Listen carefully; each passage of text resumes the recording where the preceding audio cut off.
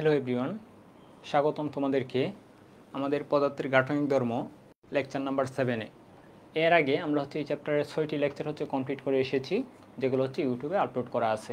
তো আজকে আমাদের লেকচার টপিক ক্রিন্তন গুণাঙ্ক এবং রিলেটেড ম্যাথ, পয়সনের অনুপাত ও রিলেটেড ম্যাথ, আর বিভিন্ন গুণাঙ্কের মধ্যকার সম্পর্ক। বিভিন্ন গুণাঙ্কের মধ্যকার সম্পর্ক টপিকটা এরকম যে আমরা এখন পর্যন্ত যে 3টা গুণাঙ্ক পড়তেছি আজকে ক্লাস সহ, ক্রিন্তন সহ 3টা, ইয়ং, তারপর আয়তন, তারপর ক্রিন্তন, প্লাস গিয়ে আমরা পয়সনের অনুপাত আজকে পড়বো। তো এই যে আমরা 4টা ব্যাপার পড়লাম, এই 4টার মধ্যকার পারস্পরিক সম্পর্ক, ঠিক আছে। এটা থেকে অনেক সময় এমসিকিউ কোয়েশ্চেন আসে বা রিটেনও চলে আসতে পারে, সেজন্য আমরা এই ব্যাপারটাও দেখে রাখবো, ঠিক আছে। তাহলে চলো আমরা দেরি না করে আজকে শুরু করি। আজকে আমরা চেষ্টা করব এই 3টি টপিকে একদম টোটালি কমপ্লিট করার। তো যেহেতু টপিকগুলো একটু বড় বড়, পাশাপাশি আমরা ম্যাথ প্র্যাকটিস করব। তো যত দূর অগ্রসর হওয়া যায়, যদি এরকম হয় যে লাস্টে সামান্য কিছু ম্যাথ বাকি আছে, তাহলে এটা হয়তো আমরা নেক্সট ক্লাসের সাথে পড়ে ফেলবো, ঠিক আছে। তাহলে চলো আমরা দেরি না করে শুরু করে ফেলি। তো প্রথমে আমাদের যেটা জানতে হবে সেটা কনসেপ্ট ক্রিন্তন গুণাঙ্ক। এর আগে কি আমরা ইয়ংয়ের গুণাঙ্ক পড়ে আসছি, আয়তন গুণাঙ্ক পড়ে আসছি, আর আমরা বলছিলাম যে গুণাঙ্ক মানে তোমার কি পীড়ন বাই বিকৃতি, ঠিক আছে। তাহলে এখন আমরা যেহেতু ক্রিন্তন গুণাঙ্ক পড়বো, ঠিক আছে, তাহলে ক্রিন্তন গুণাঙ্ক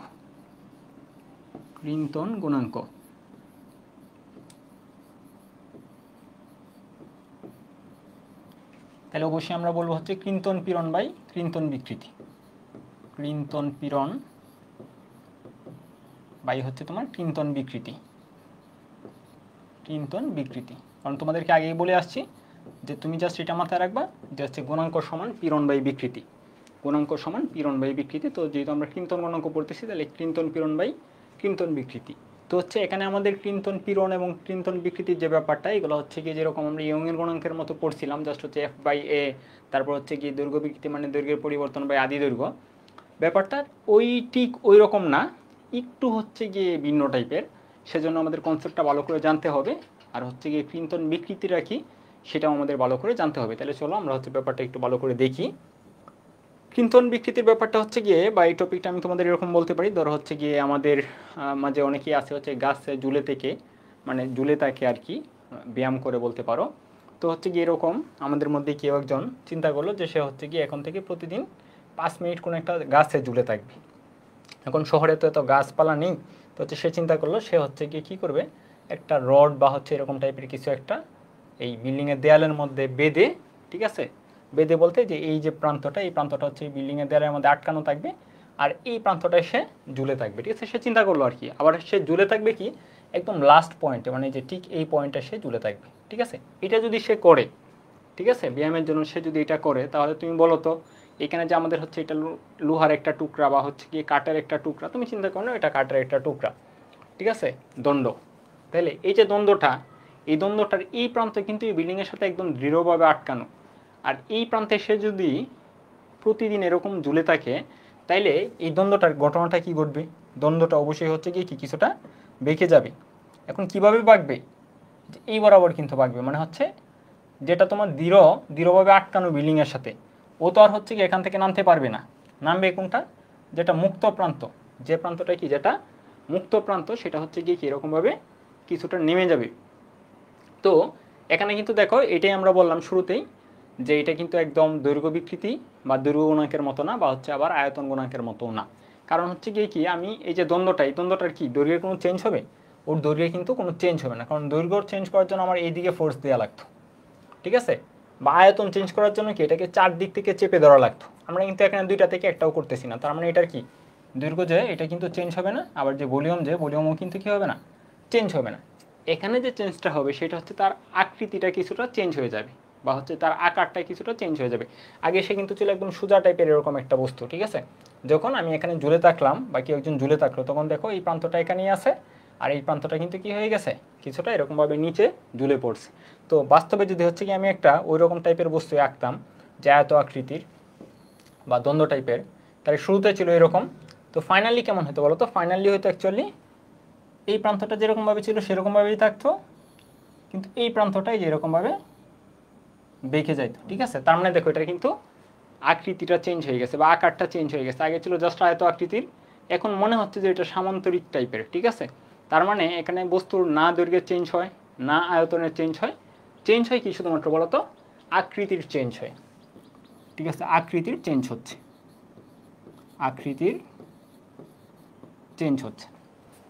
তো তাহলে আমরা এটাকে ব্যাপারটা কীরকমও বলতে পারি, যেটাকে আগে হচ্ছে গিয়ে কৃন্তন গুণাঙ্ক পড়ে আসছি, এটাকে আমরা আকৃতি গুণাঙ্কও বলতে পারি, ঠিক আছে, বা আকার গুণাঙ্কও বলতে পারি, আকার গুণাঙ্কও বলতে পারি, বা এটা হচ্ছে দৃঢ়তার গুণাঙ্কও বলা হয়, দৃঢ়তার গুণাঙ্কও বলা যায়, আবার হচ্ছে গিয়ে বিবর্তন গুণাঙ্কও বলা যায়।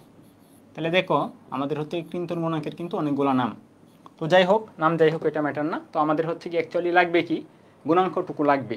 এখন এখানে যে গুণাঙ্কটা হচ্ছে গিয়ে সেই গুণাঙ্কটাকে আমরা ইটা দ্বারা প্রকাশ করি। তাহলে ইটা দ্বারা আমরা প্রকাশ করে ফেললাম। তাহলে আমাদের লাগবে কি, পীড়ন বাই বিকৃতি, কারণ সূত্রটাই ছিল আমাদের পীড়ন বাই বিকৃতি। এখন গঠন হচ্ছে আমরা এখানে কোন পীড়নটা কাউন্ট করবো। আমি যে এখানে ফোর্সটা প্রয়োগ করতেছি, ঠিক আছে, ফোর্সটা যে আমরা প্রয়োগ করতেছি আমরা জানি হচ্ছে গিয়ে পীড়ন সমান F by A, F by A. আর যেহেতু এখানে দৈর্ঘ্যও চেঞ্জ হচ্ছে না, আয়তনেরও চেঞ্জ হচ্ছে না, তার মানে আমি এখানে কিন্তু আর দৈর্ঘ্য বিকৃতি বা আয়তন বিকৃতি লিখতে পারবো না। এখানে আমাদের যে বিকৃতিটা লিখতে হবে সেটা ভালো করে একটু খেয়াল করো।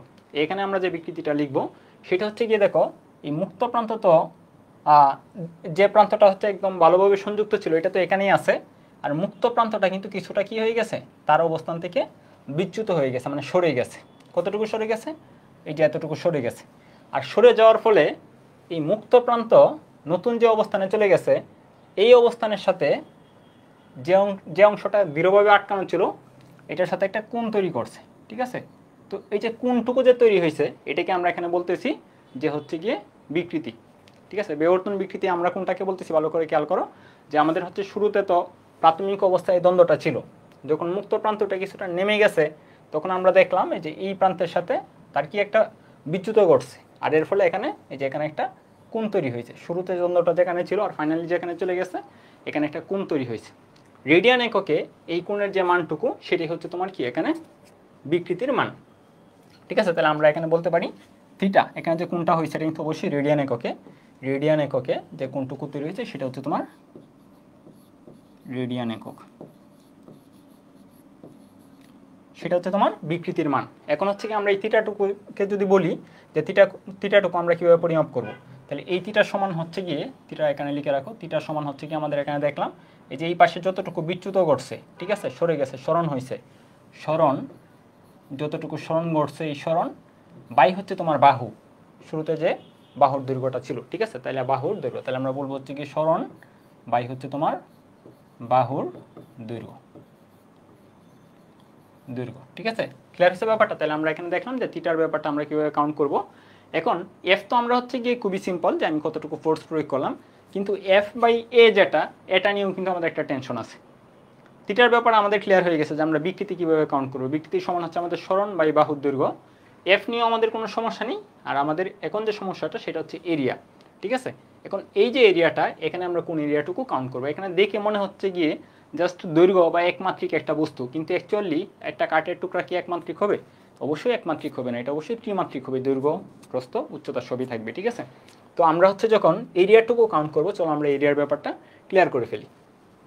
ওকে, তারপরে আমরা একটা ব্যাপার দেখবো, চলো আগে এরিয়ার ব্যাপারটা আমরা দেখে ফেলি।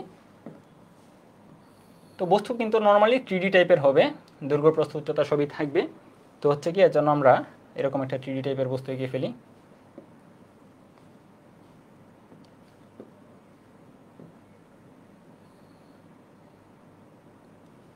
ওকে, খেয়াল করো, মানে বস্তুটা যদি এরকম হয়তো, ঠিক আছে। তো এরকম যদি হয় তাহলে আমরা হচ্ছে গিয়ে এখানে যে ফোর্সটা প্রয়োগ করি এটা কিন্তু একটা তলের স্পর্শক বরাবর প্রয়োগ করি, এটাকে আমরা স্পর্শকীয় বলেও বলতে পারি। যে এই যে দেখো, আমি যদি হচ্ছে গিয়ে এই যে বক্সটুকু, এই বক্সটুকুর যদি এই ঘটনাটা বলি যে নিচের প্রান্তটা একদম আটকানো, এটা আটকানো, এই যে একদম হচ্ছে গিয়ে মাটির সাথে বা কোথাও একদম হচ্ছে গিয়ে কি দৃঢ়ভাবে আটকানো, আর আমি যে উপরের যে তলটুকু, উপরের তল বরাবর আমি ফোর্স দিলাম, ঠিক আছে। তো আমি এই উপরের তল বরাবর একটা স্পর্শক বল প্রয়োগ করলাম, এটা হচ্ছে এফ। তাহলে আমি এরিয়াটুকু যে কাউন্ট করব, এরিয়াটুকু কিন্তু আমরা এই যে তল বরাবর বা যে তলের স্পর্শক বরাবর যে তলকে টাচ করিয়ে আমি হচ্ছে ফোর্সটুকু দিচ্ছি, এই এরিয়াটুকু আমার কাউন্ট করতে হবে। তার মানে আমাদের এখানে এরিয়াটুকু হচ্ছে যে এতটুকু এরিয়া কাউন্ট করতে হবে, এই এরিয়াটুকু আমাদের কাউন্ট করতে হবে, যে এইটারে। এখন এটা হচ্ছে গণকাকৃতির একটা বস্তু, ঠিক আছে, মানে একদম হচ্ছে দৈর্ঘ্য প্রস্থ উচ্চতা সবই সেম। তো যে কারণে এই এরিয়া এই মানে সবগুলো এরিয়াই সেম। তো এই ক্ষেত্রে হচ্ছে আমাদের ভুল হওয়ার পসিবিলিটি কম। তবে যদি বস্তুটা একটু দেখতে অন্যরকম হইতো, ধরো হচ্ছে গিয়ে আয়ত আকৃতির হইতো, তাহলে কিন্তু আমাদের হচ্ছে গিয়ে এই এরিয়া এবং এরিয়া ভিন্ন রকম হওয়ার চান্স ছিল। তো ভিন্ন রকম হইলে কিন্তু তখন অবশ্যই সতর্কতার সাথে আমাদের এর মানটা ফাইন্ড আউট করে বসাতে হবে। ঠিক আছে, তাহলে এর মানটা কোনটা বলতো? আমি যে তলকে টাচ করিয়ে ফোর্সটা দিচ্ছি, ঠিক আছে, যে তলটা টাচ করিয়ে আমি ফোর্সটা দিচ্ছি, এটা হচ্ছে গিয়ে আমার এর মান। আর এই পাশে যে আমরা আরেকটা ব্যাপার দেখলাম যে হচ্ছে গিয়ে বাহুর দৈর্ঘ্য, এই বাহুর দৈর্ঘ্যটাও কিন্তু আমাদের ভালো করে ক্লিয়ার হওয়া লাগবে। তাহলে এর মান হচ্ছে আমাদের ক্লিয়ার আশা করি, ঠিক আছে। তো আমাদের এখন হচ্ছে বাহুর মানটুকু ক্লিয়ার হওয়া লাগবে। তাহলে চলো আমরা দেখি বাহুর মানটুকু আমরা কোনটা নেব। তবে আমি এখানে আয়ত আকৃতির অঙ্কন করলাম যাতে বাহুর মানটুকু তোমাদের ক্লিয়ার হয়ে যায়। তো এটাকে আমি ফোর্স দিলাম, এই যে উপর তল বরাবর, মানে এই উপরের তল বরাবর ফোর্স দিলাম। তো উপর তল বরাবর ফোর্স দিলে ঘটনাটা কি ঘটবে, যে এই যে এই প্রান্তটা যেটা, এটা কিন্তু কিছুটা এইদিকে শিফট করবে, মুভ করবে। কিন্তু নিচের অংশটা যেহেতু হচ্ছে গিয়ে কি ভূমির সাথে দৃঢ়ভাবে আটকানো, এটা কিন্তু এখানে আটকেই থাকবে। তো আটকে থাকার ফলে দেখা যাবে এই বাহুটা এই যে এই দিক বরাবর কিছুটা সরে গেছে, কিন্তু নিচের প্রান্তটা মোটামুটি সেম জায়গায় রয়ে গেছে বা একদম সেম জায়গায় রয়ে গেছে।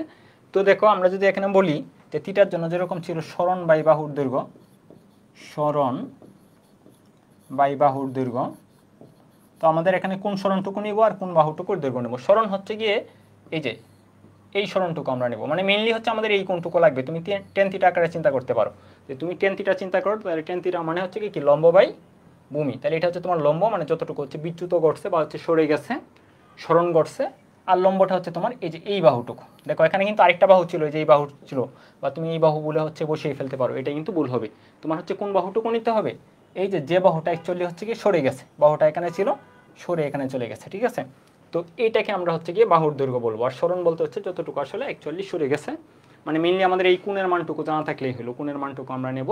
তো কোণের মানটুকু রেডিয়ানেও দেওয়া থাকতে পারে, থিটাতেও দেওয়া থাকতে পারে। তো আমরা হচ্ছে বসাবো কি রেডিয়ান এককে, যদি হচ্ছে থিটা এককে দেওয়া থাকে আগে আমরা হচ্ছে রেডিয়ানে কনভার্ট করে ফেলবো। তাহলে আশা করি আমাদের হচ্ছে গিয়ে থিটার যে মান, থিটার মানটুকু ক্লিয়ার হয়েছে, এর মান ক্লিয়ার, থিটার মান ক্লিয়ার। ওকে, তাহলে এখন আমরা কি কাজটা করবো, যে আমরা দেখলাম এফ বাই এ থিটা, তো এখানে জাস্ট মান বসিয়ে আমরা হচ্ছে এখন কি করে ফেলতে পারবো, যে আমাদের কিন্তন গুণাঙ্কের মান নির্ণয় করে ফেলতে পারবো। এখন আমাদের কখনো কখনো যদি থিটার মানটা ডিগ্রি এককে দেওয়া থাকে, তাহলে আমরা এফ বাই এ থিটাটা হচ্ছে অ্যাকচুয়াল রূপ, F by A by theta না লিখে তোমরা এরকমভাবে মুখস্থ রাখবা। আর থিটার মানটা যদি কখনো হচ্ছে ডিগ্রি এককে দেওয়া থাকে, তাহলে ইচ্ছা করলে আমরা থিটার মানটা ডিগ্রি এককে রেখেই টেন থিটা ইউজ করতে পারি সূত্রটা, ঠিক আছে ব্যাপারটা। মানে থিটার মানটা ধরো হচ্ছে আমি রেডিয়ানে নেব না, আমি জাস্ট হচ্ছে সেই ক্ষেত্রে টেন থিটা বসিয়ে দেবো সূত্রটার মধ্যে, তাইলে হচ্ছে কি আমাদের অঙ্কটা হবে, ঠিক আছে। ক্লিয়ার হয়েছে ব্যাপারটা? তো এই দুইটা সূত্র আমরা হচ্ছে একদম টোটালি মুখস্থ রাখবো। এই থিটাটা মাথায় রাখবো, এই থিটা হচ্ছে রেডিয়ান একক আর এই থিটা হচ্ছে ডিগ্রি একক। এটা হচ্ছে কি আমি একটু লিখে দিই, এই যে এখানে থিটা, এটা হচ্ছে তোমার ডিগ্রি একক, আর এইটা হচ্ছে তোমার এই থিটাটা, এটা হচ্ছে তোমার রেডিয়ান একক, রেডিয়ান, ঠিক আছে, রেডিয়ান একক। ওকে, তাহলে এই দুইটা সূত্র হচ্ছে আমাদের জানতে হবে। সূত্র তো অ্যাকচুয়ালি একটাই, মানে দুইটা ফরম্যাটে লেখা আর কি। তো যেহেতু আমরা এখানে দেখতেছি রেডিয়ান এবং ডিগ্রি, কখনো কখনো হচ্ছে গিয়ে তোমাকে ব্যাপারটা ডিগ্রিতে দেওয়া থাকতে পারে, তুমি ইচ্ছা করলো যে আমি রেডিয়ানে হচ্ছে বসাবো, আমরা সূত্রটা রেডিয়ান এককে যেহেতু শিখে অভ্যস্ত হয়েছি, তো সেই ক্ষেত্রে আমাদের রেডিয়ান এবং ডিগ্রির মধ্যকার কিন্তু একটা কনভার্সন জানতে হবে, যে আমি রেডিয়ান থেকে ডিগ্রিতে কীভাবে নেব, ডিগ্রি থেকে রেডিয়ানে কীভাবে আনবো। তো এটা আমরা ক্লাস 8-এই পড়ে আসছি হয়তো, যে পাই রেডিয়ান সমান হচ্ছে তোমার 180 ডিগ্রি, ঠিক আছে। এই ব্যাপারটা জানা থাকলেই তুমি হচ্ছে ডিগ্রি থেকে রেডিয়ান থেকে ডিগ্রি যেভাবে হোক নিয়ে নিতে পারবা। তো এটা নিয়ে আমি আলোচনা না করি, এটা আশা করি তোমরা পারবা, যেহেতু হচ্ছে অলরেডি তোমরা এইচএসসিতে পড়তেছ, সমস্যা হওয়ার কথা না। ক্লিয়ার হয়েছে তাহলে ব্যাপারটা? তাহলে আমরা দেখো যে এটাকে আমরা কতগুলো নাম বলতে পারি, আকৃতি, আকার, দৃঢ়তা, বিবর্তন, ক্রিন্তন। তো যেহেতু এখানে হচ্ছে দৈর্ঘ্য চেঞ্জ হচ্ছে না, আয়তনেরও চেঞ্জ হচ্ছে না, আকৃতির চেঞ্জ হচ্ছে, তাহলে বলো তো আকৃতি আসলে কোন পদার্থের আছে, মানে নির্দিষ্ট আকৃতি। কঠিন পদার্থের কিন্তু নির্দিষ্ট আকৃতি আছে, তরল এবং বায়বীয় পদার্থের নির্দিষ্ট আকৃতি নেই।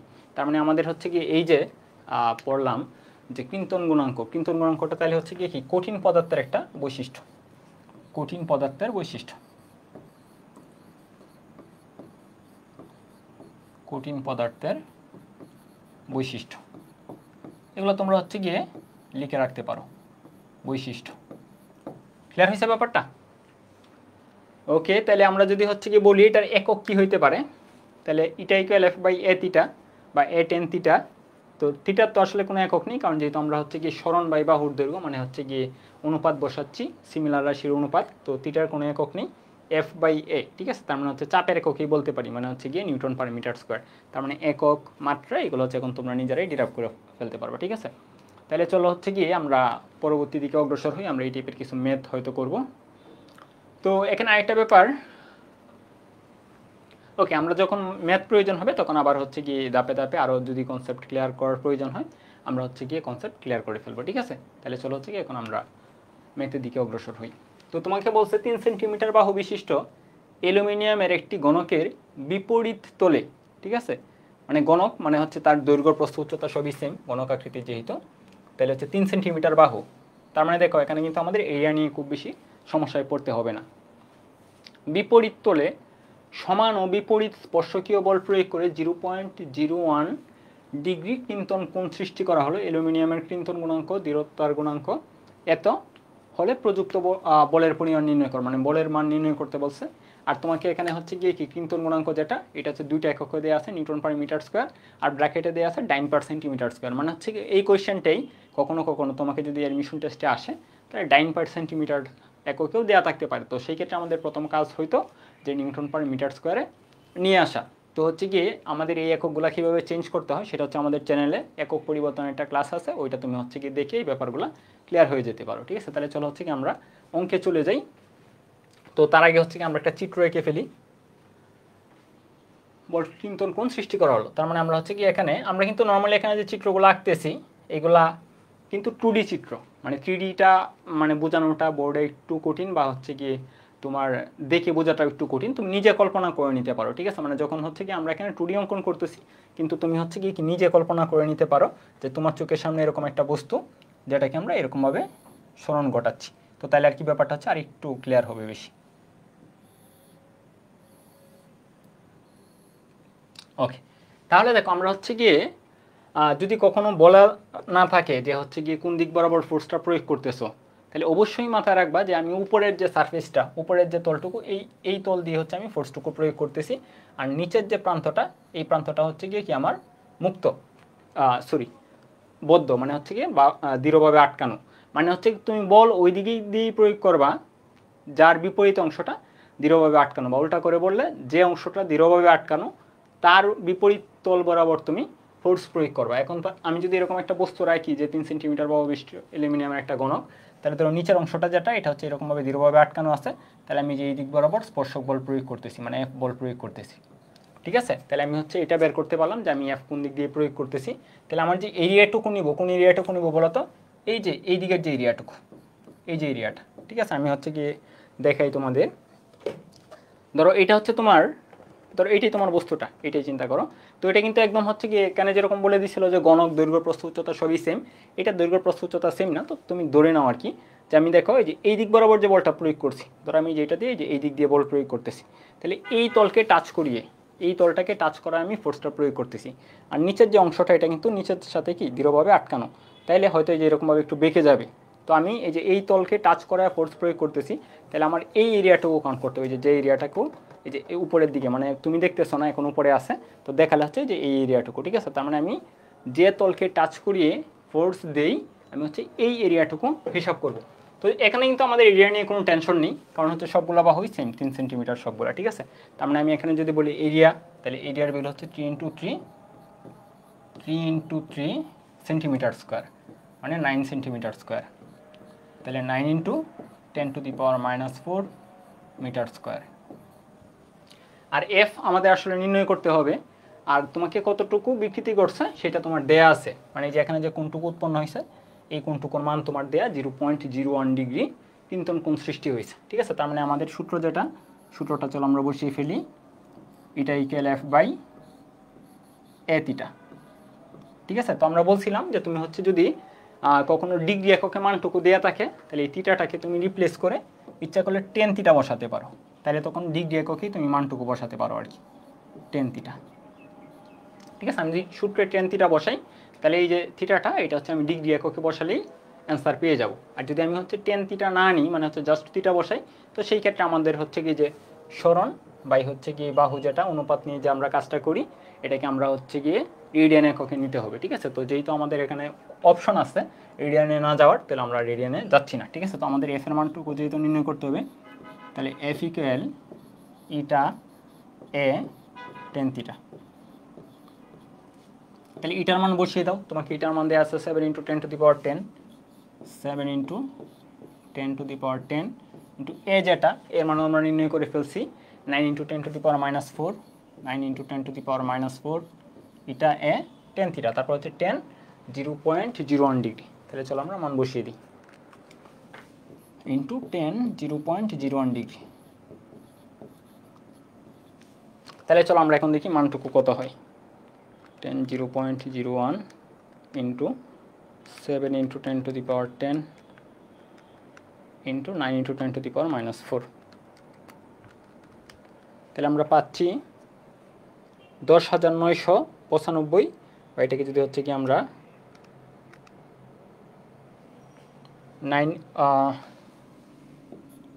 1.09 into 10⁻4 newton per metre square, ঠিক আছে। তাহলে এটা হচ্ছে আমাদের, সরি এখানে তো আমাদের ফোর্স নির্ণয় করছি, তাহলে হচ্ছে আমাদের বলের যে একক নিউটন জাস্ট, ঠিক আছে।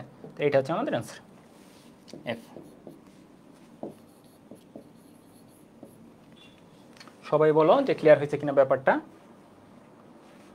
তাহলে হচ্ছে কি আমরা আশা করি ব্যাপারটা ক্লিয়ার হয়েছি যে আমরা এরিয়া কোনটা বসাবো, এফ কোনটা বসাবো, তারপর হচ্ছে থিটা কোনটা বসাবো, থিটার মান হচ্ছে কোন এককে বসালে হচ্ছে কি আমরা মানে ডিগ্রি এককে বসালে 10 আনবো কিনা, নাকি হচ্ছে রেডিয়ান আমরা কীভাবে নিব, সবই আশা করি ক্লিয়ার, ঠিক আছে। তো আমাদের এই এরিয়াটুকু এটাকে আমরা স্পর্শক বল আর কি বলি, এটা এমসিকিউ এর জন্য আসতে পারে যে কোন বলের জন্য কিন্তন বিকৃতি হয়, তাহলে স্পর্শকীয় বল, ঠিক আছে। মানে জাস্ট আমরা তলকে স্পর্শ করি আর কি, ব্যাপারটা নিয়ে আসি। আর কার সাধারণ ধর্ম, কঠিন পদার্থের সাধারণ ধর্ম, ঠিক আছে। তাহলে চলো আমরা পরবর্তী ম্যাথে চলে যাই। তো এখানে বলছে যে একটি দাতব গণকের প্রতি বাহুর দৈর্ঘ্য, তো এখানেও দেখো প্রতিটা বাহুই সেম, দাতব আকৃতির গণক, গণক আকৃতির দাতব। তো এখানেও যেহেতু হচ্ছে সবগুলো বাহু সেম, তো সেই ক্ষেত্রে কিন্তু আমাদের তেমন কষ্ট করতে হবে না এরিয়া নিয়ে।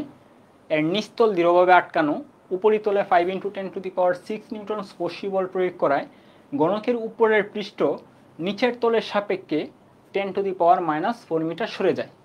বিবর্তন পীড়ন নির্ণয় করতে বলছে, বিবর্তন বিকৃতি এবং দৃঢ়তার গুণাঙ্ক। তার মানে হচ্ছে আমাদের পীড়ন আর বিকৃতির অনুপাতই তো আসলে কি বলতো, গুণাঙ্ক। তাহলে আমাদের হচ্ছে পীড়নটুকু নির্ণয় করব আলাদা আলাদা করে আর কি, তারপর হচ্ছে বিকৃতিটুকু নির্ণয় করব, তারপরে দুইটার অনুপাত হলে তো আমাদের গুণাঙ্ক হয়ে গেল। তাহলে চলো আমরা চিত্রটা একটু এঁকে ফেলি। তো এখানেও চিত্রটা হচ্ছে গিয়ে একদম গণক আকৃতির, মানে আমি যদি সামনে থেকে যে কোনো একটা সাইড থেকে এরকমভাবে দেখি তাহলে এরকম আর কি বর্গ আকৃতির দেখব, ঠিক আছে। তো তারপর হচ্ছে যখন এটাকে আমরা বিকৃতি ঘটালাম, তখন নিচের অংশ যেটা এটা হচ্ছে গিয়ে কীরকমভাবে আটকানো, এটা মাথায় রাখবা যে নিচেরটা অলওয়েজ আটকানো থাকবে, আর আমি হচ্ছে কি উপরের পৃষ্ঠে মানে যেটা আটকানো তার বিপরীত পৃষ্ঠ দিয়ে আমি কি দিব, বল প্রয়োগ করব, ঠিক আছে। তারপর দেখতে হয়তো এরকম হয়ে যাবে, একদম সুন্দর হয় নাই, মানে এটা তোমরা নিজেরা, এখন তো আরও দূরে সরে গেছে তাই না, ওকে ধরো এই যে এখানে এসে মিশছে আর কি। তো স্পর্শী বল প্রয়োগ করে উপরের পৃষ্ঠ নিচের তলের সাপেক্ষে এতটুকু সরে গেছে, তার মানে নিচের যে তলটুকু এটা কিন্তু এখানেই আছে, মানে ও তো জায়গা চেঞ্জ করে নাই, ওর সাপেক্ষে, মানে ওর কিন্তু কোনো স্মরণই হয় নাই, ওর সাপেক্ষে মানে ওর তুলনায় আমাদের এই যে বিপরীত যে প্রান্তটা এটা আগে ছিল এখানে, এখন সরে গেছে এখানে, মানে এখানে একটু স্মরণ ঘটছে আর কি, যেটাকে আমরা অনেক সময় বিচ্যুতও বলে থাকি। তাহলে এই স্মরণটা হচ্ছে 10⁻⁻4 মিটার, তাহলে 10⁻⁻4 মিটার স্মরণ ঘটছে, ঠিক আছে ব্যাপারটা। তো এই কথাটা মানে হচ্ছে এরকম। তো আর স্পর্শী বল যেটা, স্পর্শী বলটা প্রয়োগ করা হয়েছে যে এই বরাবর উপরের পৃষ্ঠ, অলওয়েজ মাথায় রাখবা যে আমরা হচ্ছে বল প্রয়োগ করি হচ্ছে আমরা উপরের পৃষ্ঠ বরাবর, ঠিক আছে। যে তলটা আসলে হচ্ছে ভূমির সাথে লেগে থাকে বা যার সাথে আটকানো তার সাথে লেগে থাকে, তার বিপরীত পৃষ্ঠ হচ্ছে আমরা বল প্রয়োগ করি, তার মানে এই যে এই পৃষ্ঠে বলটা প্রয়োগ করা হয়েছে। স্পর্শক বল মানে জাস্ট টাচ করি আর কি বলটা প্রয়োগ করা হয়েছে, ঠিক আছে। তো এখানে আমরা আগেই বলছিলাম যে এখানে এরিয়া নিয়ে কোনো ম্যাটার না, কারণ হচ্ছে সবগুলা বাহুই একদম সেম, তো এখানে এরিয়া আসলে ভুল হবে না। তো যদি ভিন্ন রকম হইতো আর কি, সেজন্যই আমাদের কনসেপ্টটা খুব ভালোভাবে আর কি জানা থাকতে হবে, ঠিক আছে। তাহলে আমাদের পীড়ন যদি বলি যে পীড়ন আসলে কি, তাহলে পীড়ন, চল আগে পীড়নের মানটুকু নির্ণয় করে ফেলি। তাহলে পীড়ন ইকুয়াল হচ্ছে আমাদের বল বাই ক্ষেত্রফল। তাহলে বল কতটুকু প্রয়োগ করা হয়েছে, 5 × 10⁶, তাহলে 5 × 10⁶। আর এরিয়া হচ্ছে আসলে কত, যেহেতু হচ্ছে কি প্রত্যেকটা তলেই আসলে সেম এরিয়ার, তাহলে আমাদের এটা আর চিন্তা না করলে হবে, জাস্ট আমরা মান বসিয়ে দিব। তো প্রতি বাহুর দৈর্ঘ্য যেহেতু 0.1 মিটার, তাহলে 0.1 ইন্টু 0.1 0.1 0.1 মানে দৈর্ঘ্য ইন্টু প্রস্থ। উপরের যে অংশটা ধরো আমি যদি বলি হচ্ছে কি যে এই বরাবর আমি ফোর্স দিয়েছিলাম, তাহলে এই এরিয়াটুকু লাগবে, তাহলে দৈর্ঘ্য ইন্টু প্রস্থ। তো যেহেতু সবগুলাই সেম, এর জন্য 0.1 ইন্টু 0.1, তাহলে আমাদের এখানে হবে 5 ইন্টু 10⁴, ঠিক আছে। তাহলে এটা হচ্ছে আমাদের পীড়ন। তাহলে পীড়নের একক কি? নিউটন পার মিটার স্কোয়ার, পীড়নের একক। এই তো হয়ে গেল। তাহলে আমাদের পীড়নের মান আমরা পেয়ে গেলাম। তারপরে তোমাকে বলছে হচ্ছে বিবর্তন বিকৃতি, ঠিক আছে। তাহলে বিকৃতির মান যখন আমরা লিখব, তাহলে বিকৃতি কিন্তু হচ্ছে কি তোমার কি থিটা, বিকৃতি বিকৃতি সমান হচ্ছে তোমার থিটা। আর এটাকে আমরা বলতেছি ওকে, বিকৃতি থিটা সমান হচ্ছে তোমার সরণ বাই বাহুর দৈর্ঘ্য বা বাহু, আমি এখানে জাস্ট বাহু লিখলাম। তাহলে হচ্ছে সরণ বলতে আমরা কোনটাকে বোঝাচ্ছি? এই যে যতটুকু তোমার এটাকে আমরা থিটাটা কনসিডার করতেছি, তাহলে এই যে যতটুকু বিচ্যুত হয়েছে, ঠিক আছে, এটাকে আমরা বলতেছি সরণ। মানে হচ্ছে কি ইনিশিয়ালি আমার এই যে অংশটা, এই অংশটা কোথায় ছিল আর ফোর্স প্রয়োগ করার পর কোথায় চলে গেছে, এটাকে আমরা বলতেছি হচ্ছে কি সরণ। তাহলে এই সরণটুকুই তোমার দেয়া আছে যে 10⁻⁻⁴। তাহলে তোমার সরণ হচ্ছে 10⁻⁻⁴।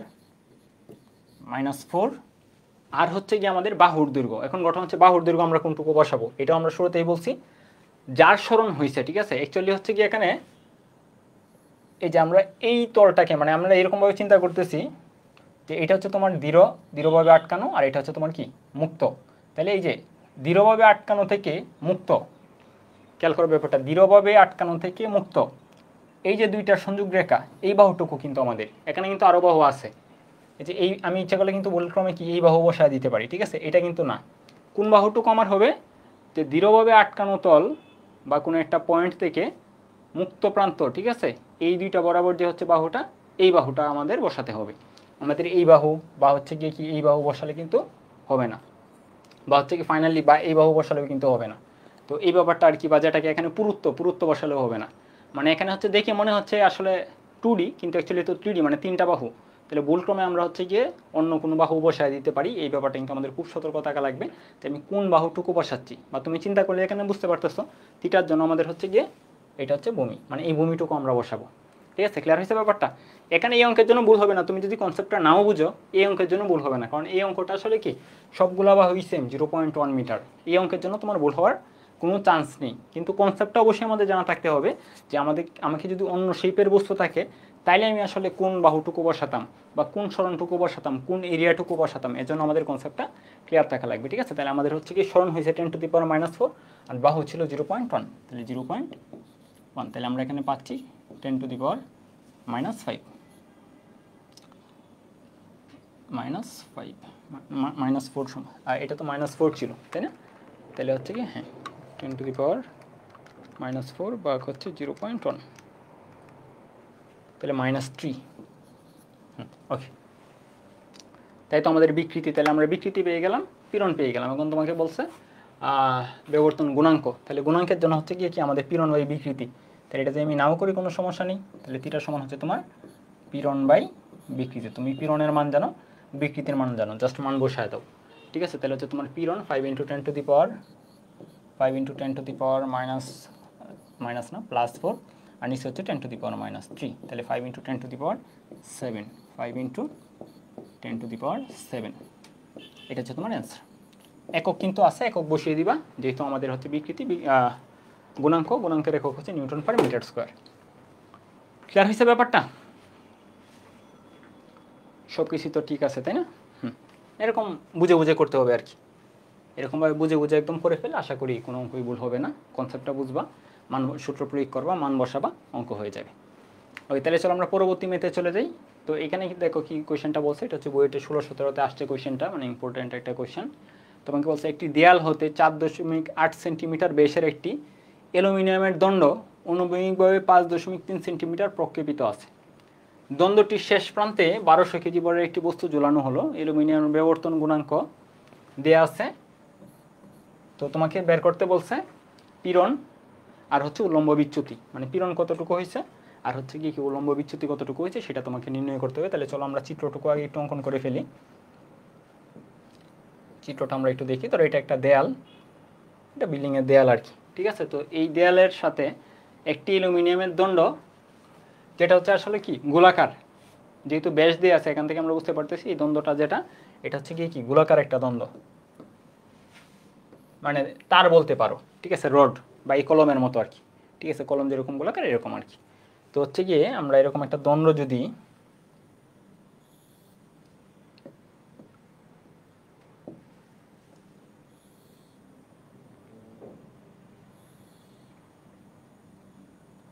এটা তুমি চিন্তা করে নাও, এটা হচ্ছে অ্যালুমিনিয়ামের দ্বন্দ্বটা। এখন অ্যালুমিনিয়ামের দ্বন্দ্বটা যদি ওই পাশ থেকে কেউ একজন দেখে, ধরো এই যে এরকমভাবে দেয়ালে ঝুলানো, এই যে এরকমভাবে দেয়ালে ঝুলানো, তো ওই পাশ থেকে যদি কেউ একজন দেখে তাহলে কেমন দেখবে, গোলাকার দেখবে, বৃত্তাকার, ঠিক আছে। তো হচ্ছে কি আমাদের ফোর্স কোন দিক দিয়ে প্রয়োগ করা হয়েছে, একটা স্পর্শকীয় বল এই যে এই বরাবর প্রয়োগ করা হয়েছে, ঠিক আছে। ফোর্সটা প্রয়োগ করা হচ্ছে গিয়ে এই যে এই বরাবর ফোর্স প্রয়োগ করা হচ্ছে, মানে এই যে এরিয়াটা, এই এরিয়াটাকে টাচ করিয়ে ফোর্সটা প্রয়োগ করা হচ্ছে। কতটুকু ফোর্স প্রয়োগ করা হচ্ছে, 1200 কেজি বর আর কি ঝোলায় দেওয়া হয়েছে, তাহলে 1200 কেজি বরকে তো পৃথিবী অবশ্যই টানতেছে, তাহলে হচ্ছে আমাদের এখানে যে এফটুকু যে প্রয়োগ করা হচ্ছে, এই এফ হচ্ছে গিয়ে 1200 কেজি বরকে পৃথিবী যত বলে টানে, মানে হচ্ছে এমজি 1200 × 9.8, ঠিক আছে, এত নিউটন বল এখানে কাজ করতেছে, দেখা যাচ্ছে কি, ওকে ঠিক আছে। তাহলে হচ্ছে 1200 × 9.8 নিউটন ফোর্স এখানে কাজ করতেছে। এখন আমাদের ঘটনা হচ্ছে গিয়ে কি, এরিয়া কোনটুকু আমরা নেব, এরিয়া। তাহলে এরিয়াটা কিন্তু ভালো করে খেয়াল করো, আমরা বলছিলাম যে আমি হচ্ছে যে তলটাকে টাচ করিয়ে ফোর্স করতেছি ওই এরিয়াটুকু আমার নিতে হবে, ওই তলের এরিয়াটুকু নিতে হবে। তাহলে এটা ধরো বিল্ডিং, আর এটা হচ্ছে আমাদের অ্যালুমিনিয়ামের দ্বন্দ্ব, ঠিক আছে। তাহলে এই তলকে টাচ করিয়ে কিন্তু মানে এই দিক বরাবর আমরা হচ্ছে গিয়ে কি করলাম, একটা বর ঝুলায় দিছি, 1200 কেজি বর ঝুলায় দিছি। তাহলে হচ্ছে কি আমি যদি এই পাশ থেকে দেখি তাহলে এটা কেমন হবে, একটা সার্কুলার শেপ হবে, মানে বৃত্তাকার শেপ হবে। তাহলে আমার এই এরিয়াটা কিন্তু আমার নিতে হবে, তাহলে ঠিক আছে। তাহলে আমাদের এই এরিয়াটা হচ্ছে পাই আর স্কোয়ার, পাই আর স্কোয়ার, তার মানে এখন আমাদের পাই আর স্কোয়ার বসাতে হবে এরিয়া। আগের মতো হচ্ছে আমরা জাস্ট দৈর্ঘ্য ইন্টু প্রস্থ গুণ করে দিছিলাম, এখন কিন্তু দেখো এটা পাই আর স্কোয়ার লাগতেছে, মানে মেইন কথা হচ্ছে আমার এরিয়াতে যাওয়া লাগবে। আর এখানে বলছে যে অনুভূমিকভাবে 5.3 সেন্টিমিটার প্রক্ষেপিত আছে। এই কথাটার মানে হচ্ছে গিয়ে এই যে দেয়ালের শেষ প্রান্ত, ঠিক আছে, এই প্রান্ত থেকে যে এটা ঝুলাই দেওয়া হয়েছে এতটুকু দৈর্ঘ্য হচ্ছে 5.3 সেন্টিমিটার, 5.3 সেন্টিমিটার, ঠিক আছে, মানে এতটুকু আর কি দেয়ালের থেকে বাহিরে এরকমভাবে ঝুলে আছে। তো আমি যখন হচ্ছে 1200 কেজি বর ঝুলাই দিচ্ছি তখন দ্বন্দ্বটা তো আর এরকম থাকবে না, তখন দ্বন্দ্বটা কী হবে, দ্বন্দ্বটা এই যে এরকম হয়ে যাবে, ঠিক আছে, মানে এই অংশ যেটা দৃঢ়ভাবে আটকানো ছিল এটা তো আটকানোই থাকবে, আর এই প্রান্তটা কি হয়ে যাবে, কিছুটা নিচে নেমে যাবে, বিচ্যুত ঘটবে, ঠিক আছে। তো এই যে এখানে কতটুকু বিচ্যুত হয়েছে সেটা তোমাকে নির্ণয় করতে বলছে, আর পাশাপাশি হচ্ছে গিয়ে পীড়নও নির্ণয় করতে বলছে। তাহলে চলো আমরা পীড়ন নির্ণয় করা তো এখন খুবই সিম্পল, পীড়নটা আগে নির্ণয় করে ফেলি। তার প্রথম কাজ চলো আগে আমরা পীড়ন নির্ণয় করি। তাহলে পীড়ন পি ইকুয়াল তোমার F by A, F by A, তাহলে আমরা দেখলাম এফ ইকুয়াল হচ্ছে তোমার 1200 × 9.8, যে বলটুকু প্রয়োগ করা হয়েছে, আর এরিয়া হচ্ছে গিয়ে যে তলকে টাচ করিয়ে আমার এই বলটুকু প্রয়োগ করা হচ্ছে, তাহলে সেই এরিয়াটুকু হচ্ছে পাই আর স্কোয়ার, মানে পাই ইন্টু ব্যাসার্ধ স্কোয়ার। তাহলে ব্যাসার্ধ ছিল ব্যাস ছিল 4.8 সেন্টিমিটার, তাহলে এটার ব্যাসার্ধ হচ্ছে 2.4, তো সেন্টিমিটারকে যদি আমি মিটার নিই তাহলে 10⁻², যেহেতু আমাদের মিটার স্কোয়ার এককে বসাতে হবে স্কোয়ার, ঠিক আছে। তাহলে হচ্ছে কি আমাদের এইটা পীড়ন, তাহলে পীড়নের মানটুকু আমরা খুব সহজে নির্ণয় করে ফেললাম। তাহলে 1200 × 9.8, 1200 × 9.8 ভাগ হচ্ছে কি তোমার পাই আর স্কোয়ার, 2.4 × 10⁻²